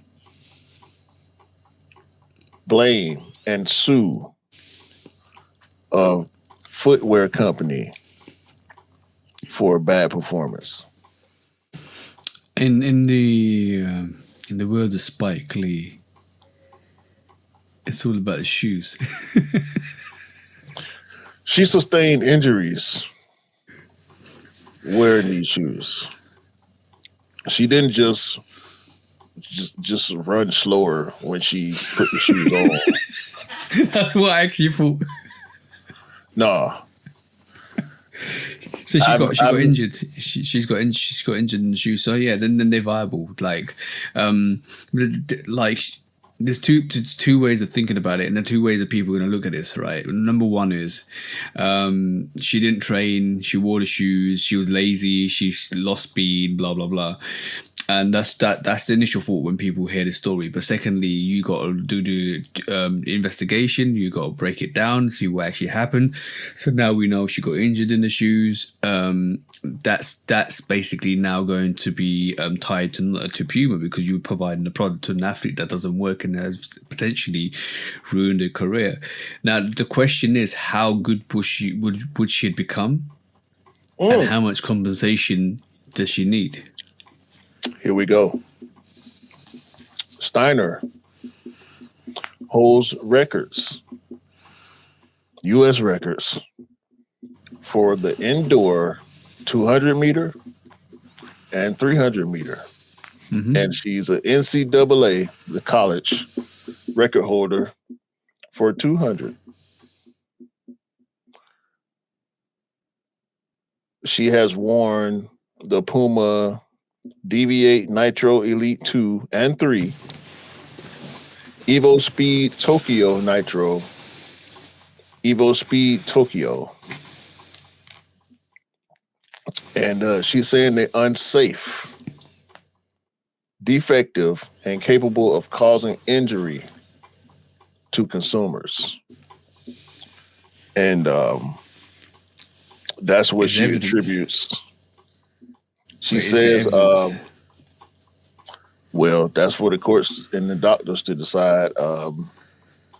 Mercedes-Benz Grand Prix and Puma were involved in and had control over the design, development, testing, manufacturing, marketing, promotion, advertisement, sales,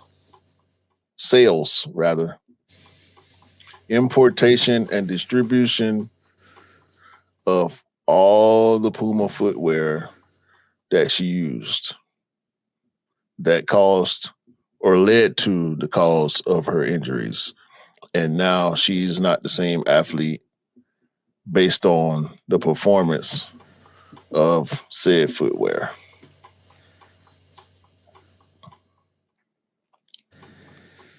She started wearing the Pumas in 2022 while she was at Kentucky. She started wearing them in college and has undergone several injuries and rehabs since she started wearing the shoes. Mm-hmm.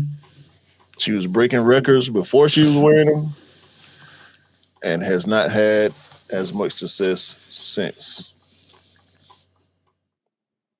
Puma has denied the allegations, and they are aware that the case has been filed. What you mean you aware? You better be aware. You better be aware. Like, look, the way I'm looking at it at this point in time is it looks like there's reputable justification for her wanting compensation, because basically she's got a record of where she was wearing Puma sneakers, where she was performing as an athlete, and where it was injuring her. So if that's on record and she can prove that's the reason why she got injured, because of the issues with the sneakers, then obviously she deserves compensation. The hard thing about the compensation is obviously now is her potential arc of how successful would she have become, how long for, and how much compensation she deserves. That's going to be difficult to work out, but it looks like she was. But it looks like she was going to be a very, very, very world-class athlete from the records she's kept. So she's liable. Yes, she's definitely liable. And if she can prove it to her, then maybe Puma will have to go back into their running bag and think about designing a sneaker that doesn't hurt the athletes. Because if this is curtailed their career, then you have a perfectly world-class athlete that you've destroyed their career of. So they deserve that compensation. She should have signed with Nike. Next quick strike. Hey, that's terrible though. That's still terrible though. Yeah. When the doctor's telling you your shoes cause your injuries, yeah. Yeah, that's. But anybody, this is why anybody coming to that case would have thought, oh yeah, this is just this is funny because she probably got lazy or she didn't run. No, this is viable, man. This is proper viable. Puma better hope that this don't turn into a class action lawsuit. Because if more athletes come out and say they got injured wearing Puma shoes, that's exactly what it's gonna be. Sheesh. Talking about dope sneakers. We always talk about dope sneakers, bro. They actually got the mock-up correct. This is the Jordan 3 bin 23. They actually for the first time, bro. The mock-up's mocked up. Is it like the mock-up? It's pretty similar to the mock-ups I can remember outside of a few small details. Burgundy on the top, the stamp on the tongue, the brown, dark brown on the... Yeah, the brown is a little different from what I remember from the mock-ups. There's sailed midsole. They got that two-tone so midsole. They got the midsole from the middle to the back, which is yellow sailed, and they got the white, more like a bone sailed at the toe, which is crazy. That's some crazy work. What's your thoughts, bro? Because that looks like that leather looks like it's straight off a cow's back, bro. Yeah, these hard. These are really, really, really, really good. Oh man, these are dope. Really dope. They're gonna be so hard to get as well. 250? No, 350. My bad. 355 retail. Jeez, these will be like 600-700 pounds. Easy. Bruh. These are crazy. Look at the box, bro. They give you wooden insoles, bro. Insole holders, foot. Yeah, shoe what horns. do you call it? Those are shoe horns. They give you wooden shoe horns with Jordan emblems at the back of it, and the box comes in wood grain effect print. That's ridiculous, bro. Yeah, these are hard. These are harder than the 6s. Dare I say, they're harder than the bin 5s. Look at the laces, the flat burgundy laces, almost waxy, bro. No, they wax. And please believe it, bro. Hey, you know, I'm gonna be honest, right? This picture right here, it looks like, the gold. No. This looks like a Jordan 3 tuxedo on the door, bro. Like bottle you're wearing of expensive wine that you wear on your feet. Yeah, the way the red overlay wraps around the laces, it looks like a jacket, bro, like a tuxedo. That's crazy. This sneaker's crazy, bro. I ain't got Krispy Kreme ain't got enough glaze for these. Like this, right, so that is the Jordan 3 bin 23. Yeah, that's a situation. Listen, that's naughty. Hold on. I got a message for the bros in the chat. I hear y'all, but goddamn it, y'all wrong. Jamie, Daniel, Anish, y'all wrong. These What did they say? These right here, these Ben 23, What did they say? Jordan What did they say? 3s. I think that was Jamie talking about they look like Aubameyang's with a better box. No, they do not. What are you talking about, bro? They look. I'll tell you what they look like. I'm Tell not 'em. loopy. They look like the dopest pair of Jordan 3s you're ever gonna touch with your hands. Boy. But bro, the only sneaker that comes close to this sneaker in terms of what that sneaker looks like, it's this, bro. This sneaker. Man, get that This shit out of sneaker- here. No. The Jordan 12 Bordeaux. That colorway is pretty much what that Jordan 3 looks like. Put that fucking Bordeaux 12 in a sack. Put it in another sack and throw that shit in the fucking dumpster compared to these 3s. Yeah, 100%. But the color inspiration I could see. Look at the brown. Look at the brown on this shit. You know what? Look If this was a if this was a Travis Scott Jordan 3, you know what? This would go crazy with that brown. Hey, Travis could never. Don't you do? Nah. Stop. Don't say nothing. Nobody else. Don't compare nothing. Ain't no nothing to this right here. Right. This Talk is about- 23. This is Talk about cigars comparisons. and vino. You hear me? Yeah, okay. Talking about comparisons. Shall we look at the only comparable sneaker that is definitely coming out in May time as well? Ain't nothing compared to this, but we can look at something else. The Jordan 3 Brazil. What's your thoughts now, bro? Fire. If I like pink,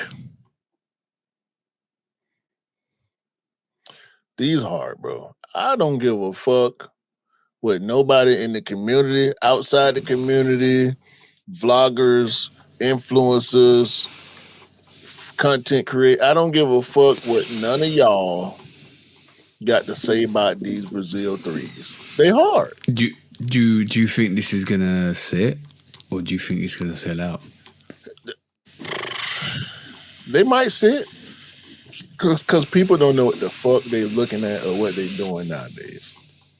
These people ain't in the game for real. They not. You know? Can I say something really Say what you got to say. I'm gonna say this if Khaled was popular, this would be a Khaled Jordan 3, bro. Listen, do not make mistakes. Nah.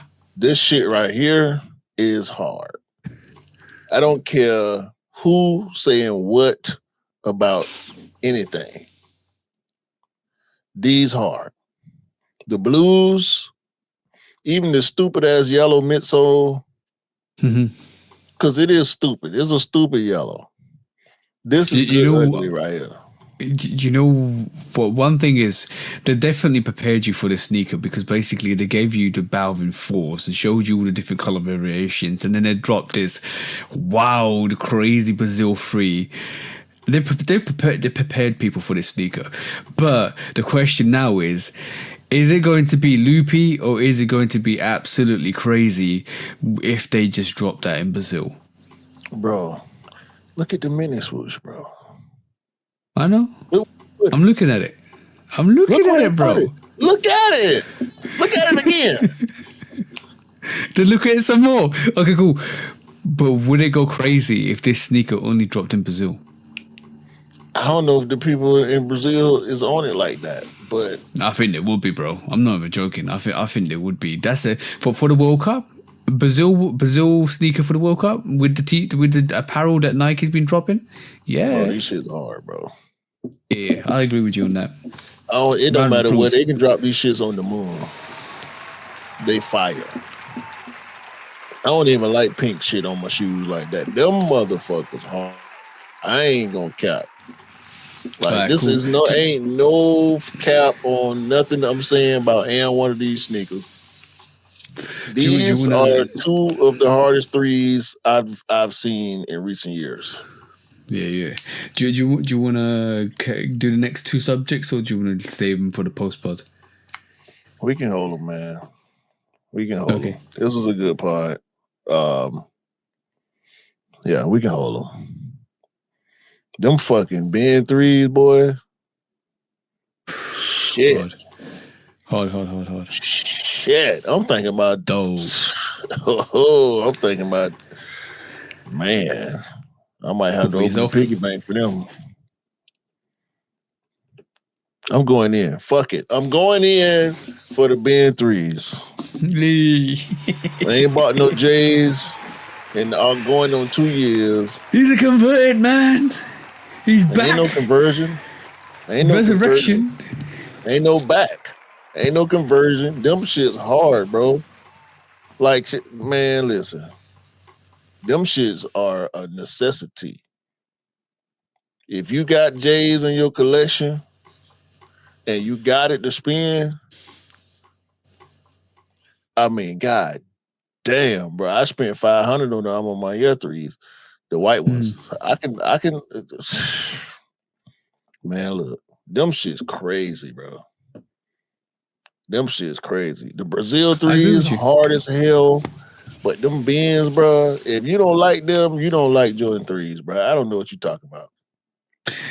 Yeah. Jordan 3s are super fire. Like, damn, one of those premium, boy. One of the classic silhouettes.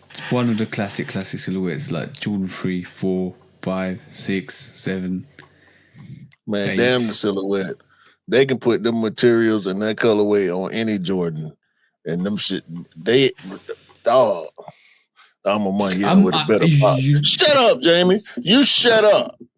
You know what? I'm gonna definitely say with the bin range. I'm glad they went away from just the pure black. I'm glad they bringing some color, even if they're darker colors. I'm glad they changed it up from just being. It's the same like with the Ben 13s. They went with that. They went with that kind of, but they darkened it up on the red and the brown. Like them, dog. Y'all don't like sneakers, man. Y'all don't like sneakers for real. That's all I'm saying. Y'all don't. Come on, man. Why y'all even listen to us, bro? Y'all don't like this shit, man. Y'all ain't in this shit for real.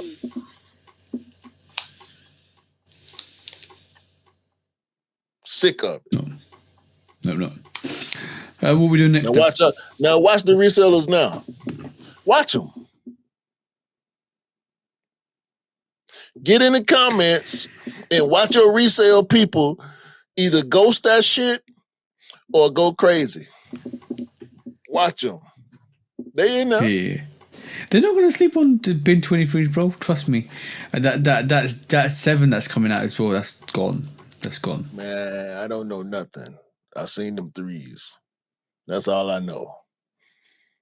Them 6s they hard. The 6s were hard, but they ain't these 3s, man. They not. I'm glazed up on them 3s. You hear me? Dunkin', Krispy Kreme, fucking who else make donuts? All the glaze on them 3s. Put it on now. Put it. But what one thing we know is he's back. He might be getting a Jordan 3. He's back. Ain't no back. Random applause. Right, cool. Next one. Oh man. You got me geeked up by some damn 3s. I got shit to do, man. I got other. Let me hit the button, man. We got hit the button. You ready? Whenever you are, bro. When resale is too high. Damn resellers. Order. When hype beats go too far. These damn hype beasts. Order in the court. Order. The back door opens. Guilty. It's time for Order in the court. the sneaker court of public Guilty. opinion.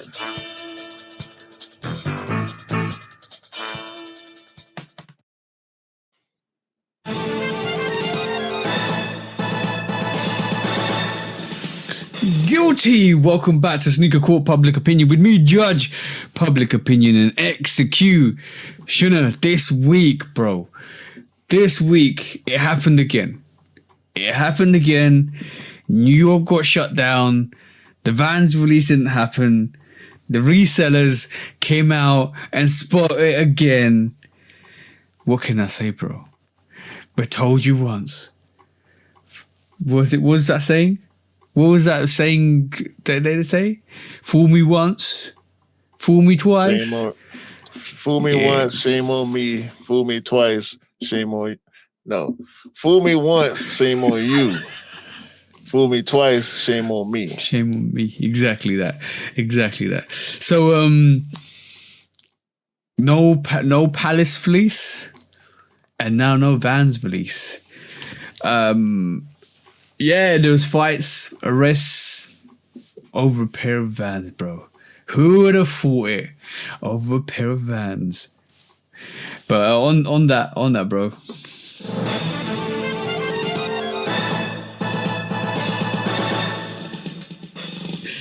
Guilty, the resellers strike again, and this time they shut down New York twice again. And then this time's for Vans. What do you want to say, bro? Fuck the Knicks.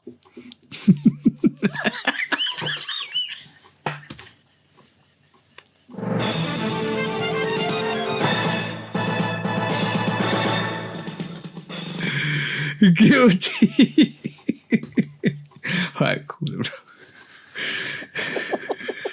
When resale is too high. Damn resellers. Order. When hype beats go too far. These damn hype beasts. Order in the court. Order. The back door opens. Guilty. It's time for Order in the court. the sneaker court of public Guilty. opinion.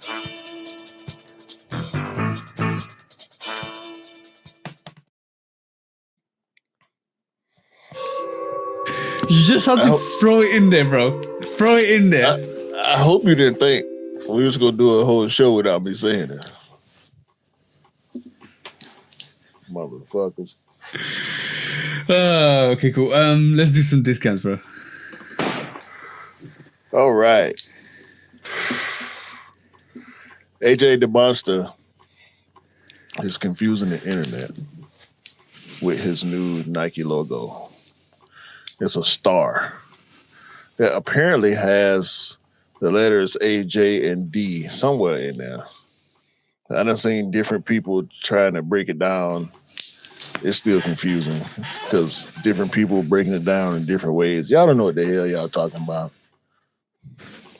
Just wait for him to explain it if he cares to explain it. It's a nice looking logo though. Yeah. Microsoft. Y'all know I'm gonna do my AI shit. I'm gonna get my AI shit off in the discounts. Microsoft fired 9,000 people via email at lunchtime due to some AI bullshit. Imagine going to lunch and finding out that you're going home instead of going back to work.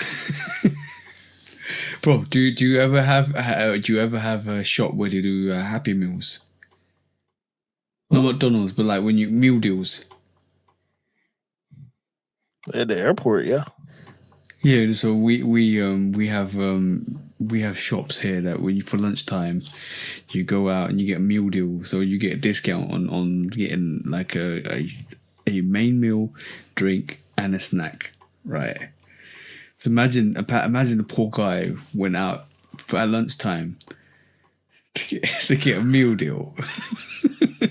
And find out you ain't got no job while you eating your lunch. Microsoft, y'all some bull shit. Don't make me get an Apple computer. Oh, fuck's sake. A Maryland man has been sentenced to 2 years in federal prison for faking nursing diplomas, transcripts, and licenses. Holy shit.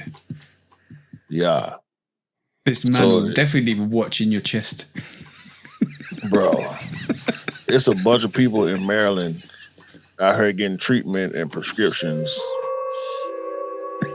from people who don't know what the fuck they doing.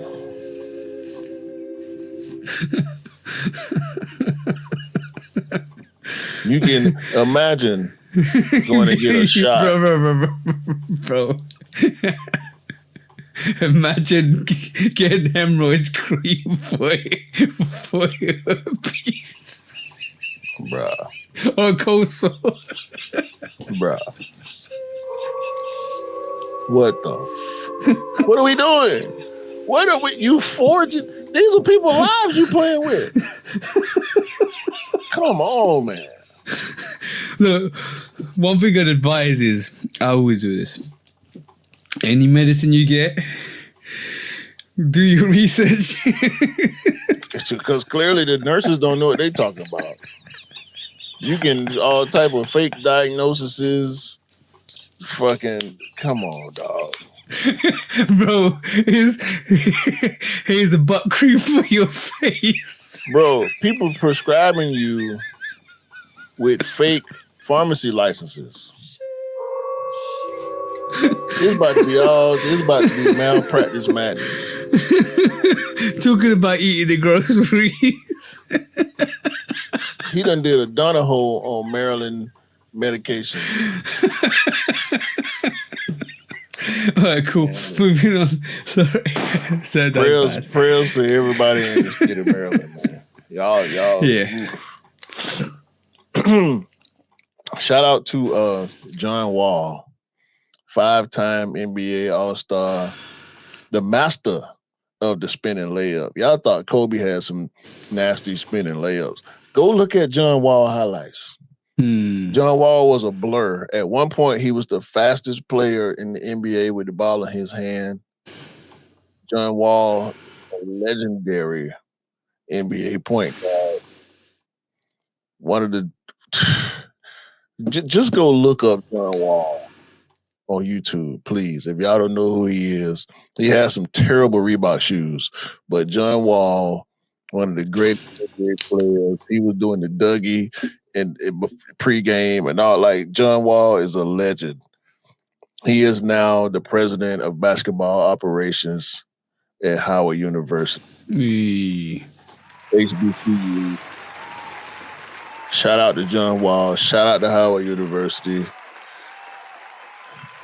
DC should be happy. He played for the Wizards for most of his career too, so keeping it in step, if you will. China condemns the replacement of human workers with AI. They done did something right. I don't agree with a lot of the decisions that are made in Chinese politics, but this is one decision that they made that I 1,000% agree with. Humans should not be replaced by computers and machines.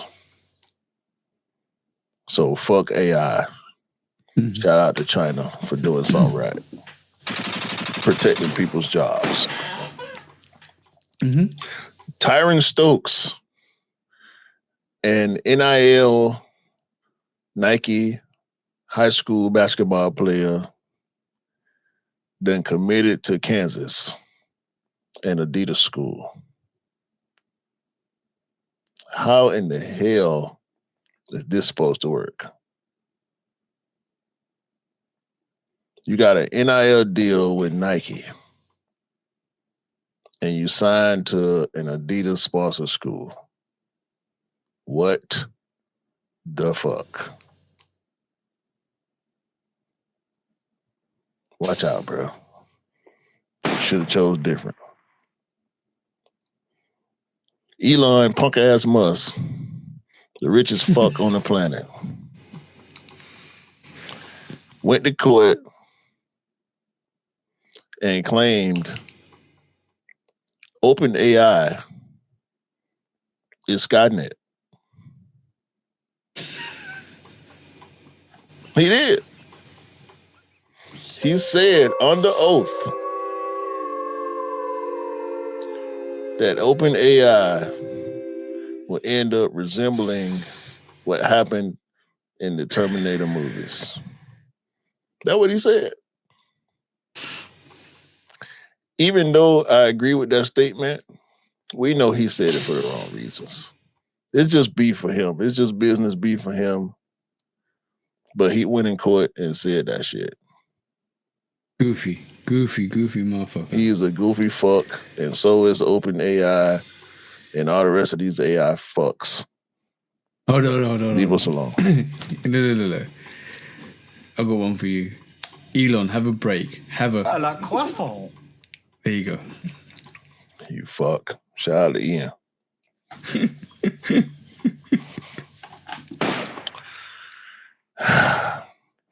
Don't let Fat Joe find out. What? Perfect Pair has been accused of having fake game-worn Jordans. I saw that. An autograph authenticator spoke out against the autograph pairs that Perfect Pair was showcasing. Please don't tell Fat Joe. He talked too much already.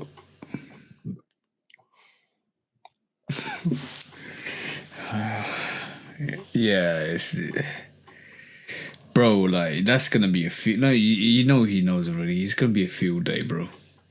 Next time he talks on the Perfect Pair, it's gonna be a field day. I don't want to hear nothing Fat Joe got to say about this. I swear. He can't wait. He probably already recorded the video. Yeah. Oh man. So sometimes I wish that when the lick happens, his tongue comes up brown.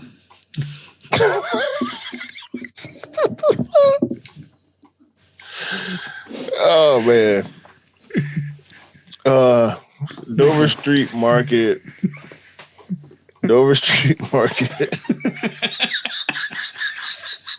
God.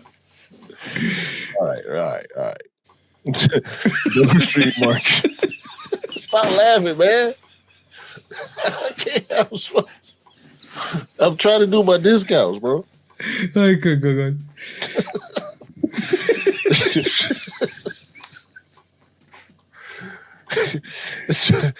Dover Street Market, Air Max 1 Lux, Oregon.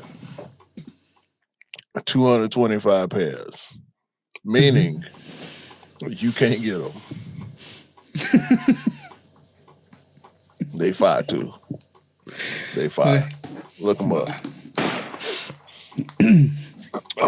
Sama Source, a Kenyan company, fires 1,100 people. Why do you ask? Because one of the employees came out and publicly said, all we do at work every day is watch people's Meta Glasses footage.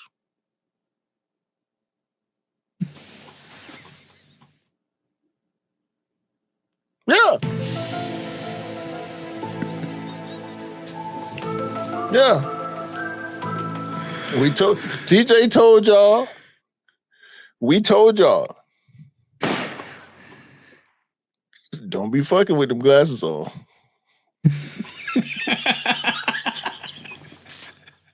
I'm just saying. You better be doing some regular shit because somebody watching that footage. Well, man. There's some good AI news. Okay. The Oscars have banned AI-produced material. from being able nice. to win awards. Yeah, round of applause So for if that. you out here making movies with computers and shit, you better have some humans behind it. CGI, that's different. Human created CGI is different. But if you're using AI to produce these movies, you ain't winning a goddamn thing from the Academy. And it's still fuck the Academy, but I appreciate them making this provision.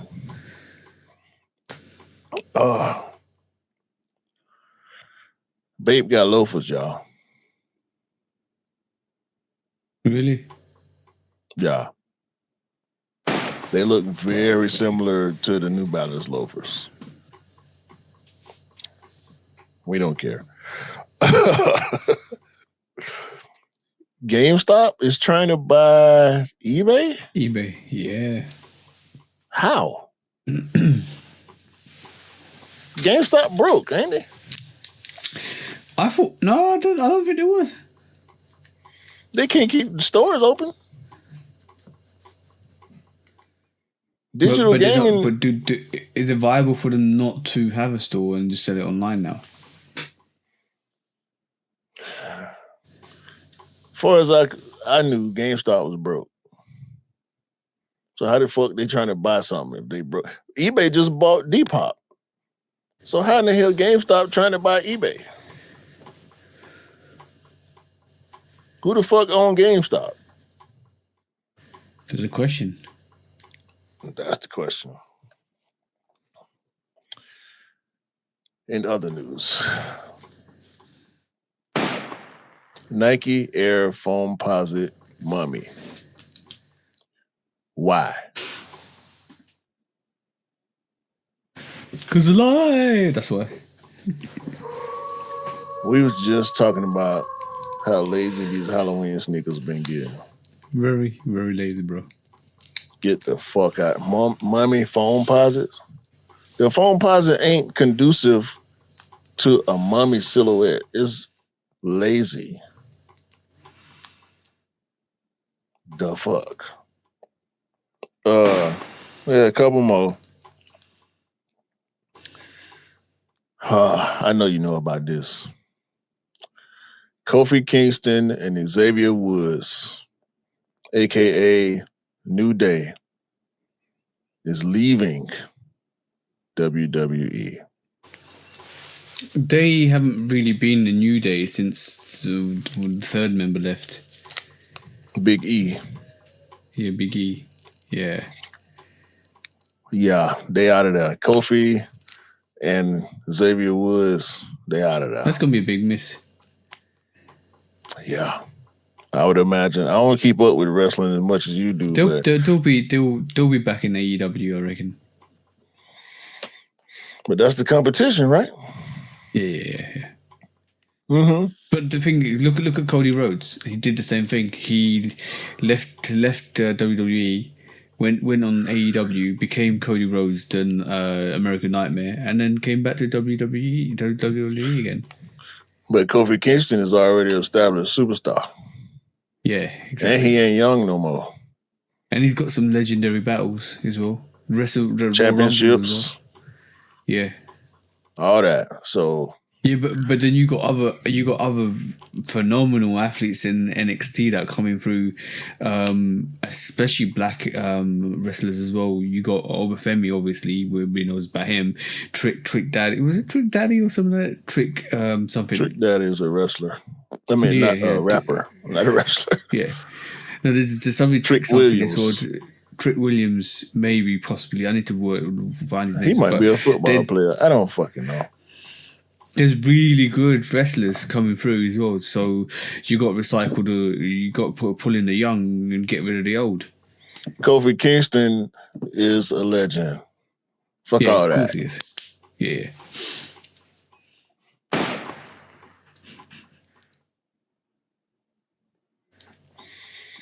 There are two pairs of Cadillac Dunk Lows. Thank God that there are only two pairs. Because them shits are ass. Oh, damn. Born Really in ass. gray, white, and black. I just bought my wife a pair of them gray and white dunks.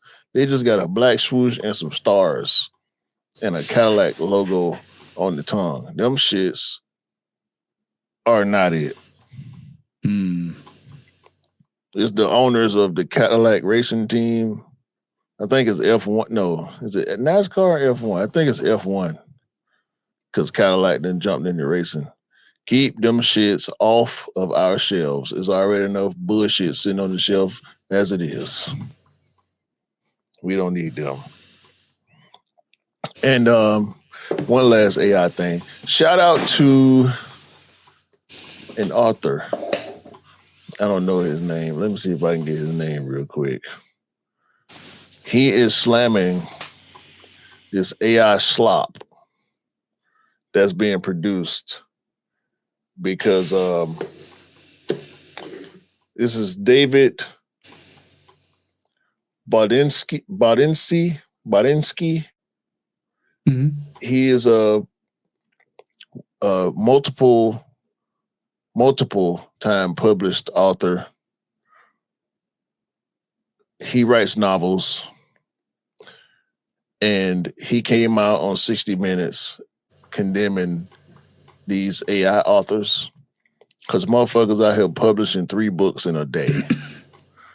That's ridiculous. Ain't no way, bro. This man said he put out a book, and then there are these books that are attached to his that are summarizing his book. This man has spent 3, 5, 7, 8, 12 months writing a book himself just to publish his shit and have some fucking AI summarizing his book. That's ridiculous. Why wouldn't you want to read the original source? That's the game, bro. This AI shit is ruining lives out here. It's taking. No, but this is why a lot of people are losing critical thinking because they're listening to whatever the f is out there and taking it word for source. Because basically, this is why if you can't do the research, if you can't go and read a book, if you can't go and read the original source code, then there's no hope for you then. Because basically, what you're gonna do is have a diluted version of the truth, and that diluted version of the truth is going to live with you and it's going to become your whole essence, that what you believe in. And all of a sudden when somebody actually comes and tells you what the real truth is, it breaks you as a person because you believe what you believe. So bro, it's ridiculous, bruh.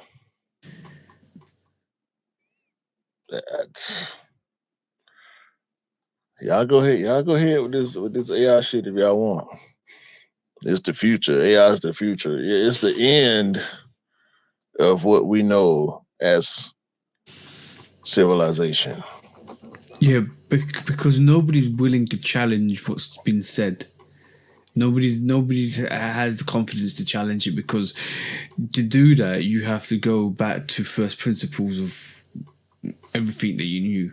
But and I said this before, maybe on the podcast, but I said this before. It's convenience is what is de-evolving humans. Convenience, because rather than first of all health wise, rather than get up and go to the shop to get what you want, it's easy to call somebody to get it delivered.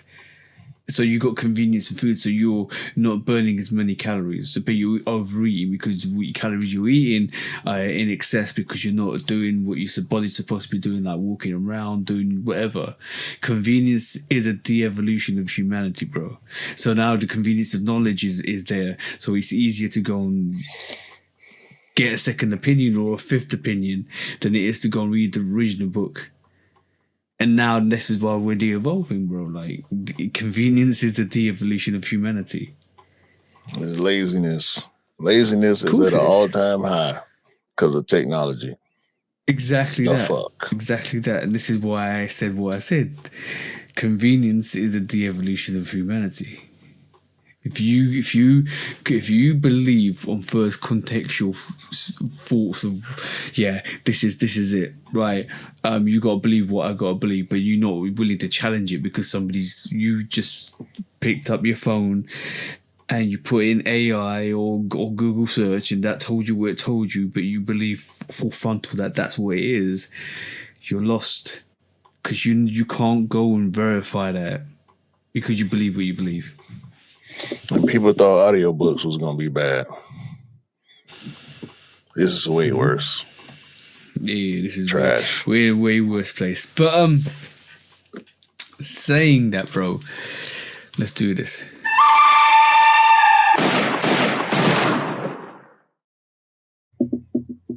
Okie dokie, this week, the good, the bad, and the ugly. Let me get my notes out because this has been an interesting week.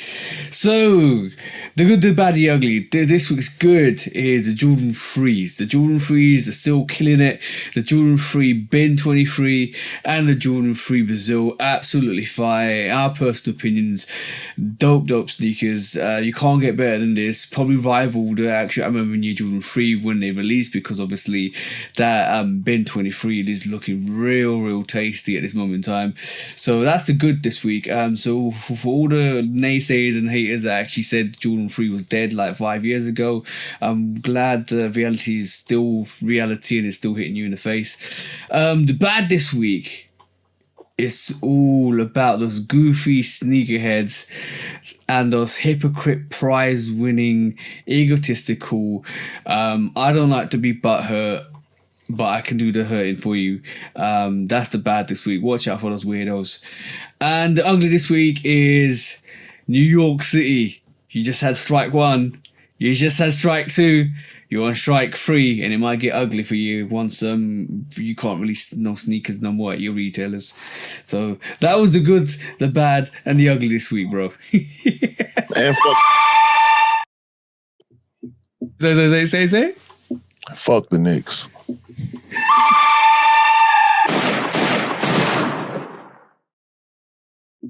Hey, and that was the show, bro.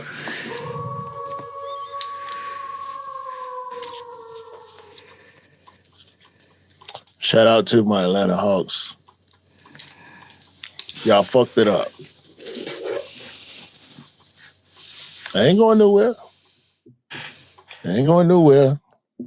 I'm already locked in for next season. I ain't going nowhere. But y'all fucked it up.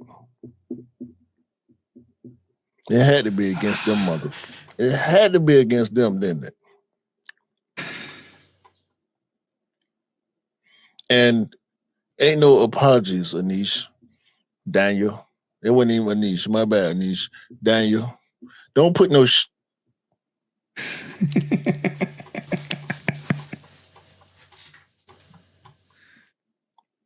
You put that in the chat. And then, sorry, Ado. No, ain't no sorry, bruh. You shouldn't have put it in there in the first place.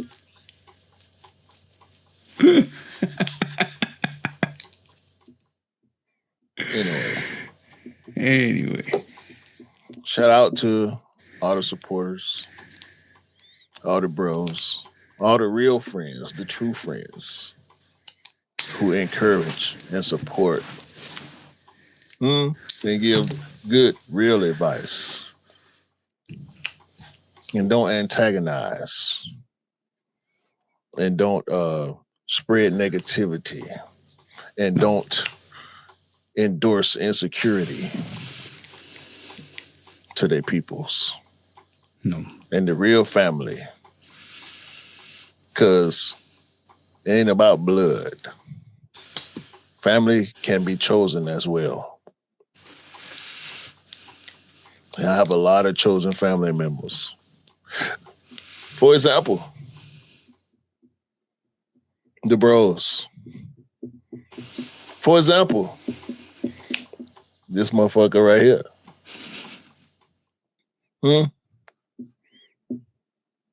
Love is all. Have a great day, great week, great month, a great year. Buy what you like. Rock what you like and don't believe the hype because the hype ain't real. And remember, sneakers don't make you cool. You make the sneakers cool. Remember that. Facts. Yeah. And don't pick up stuff that belong on the ground and try to lick them. They might come out brown. that's called Turdish. Bye, man. Peace out.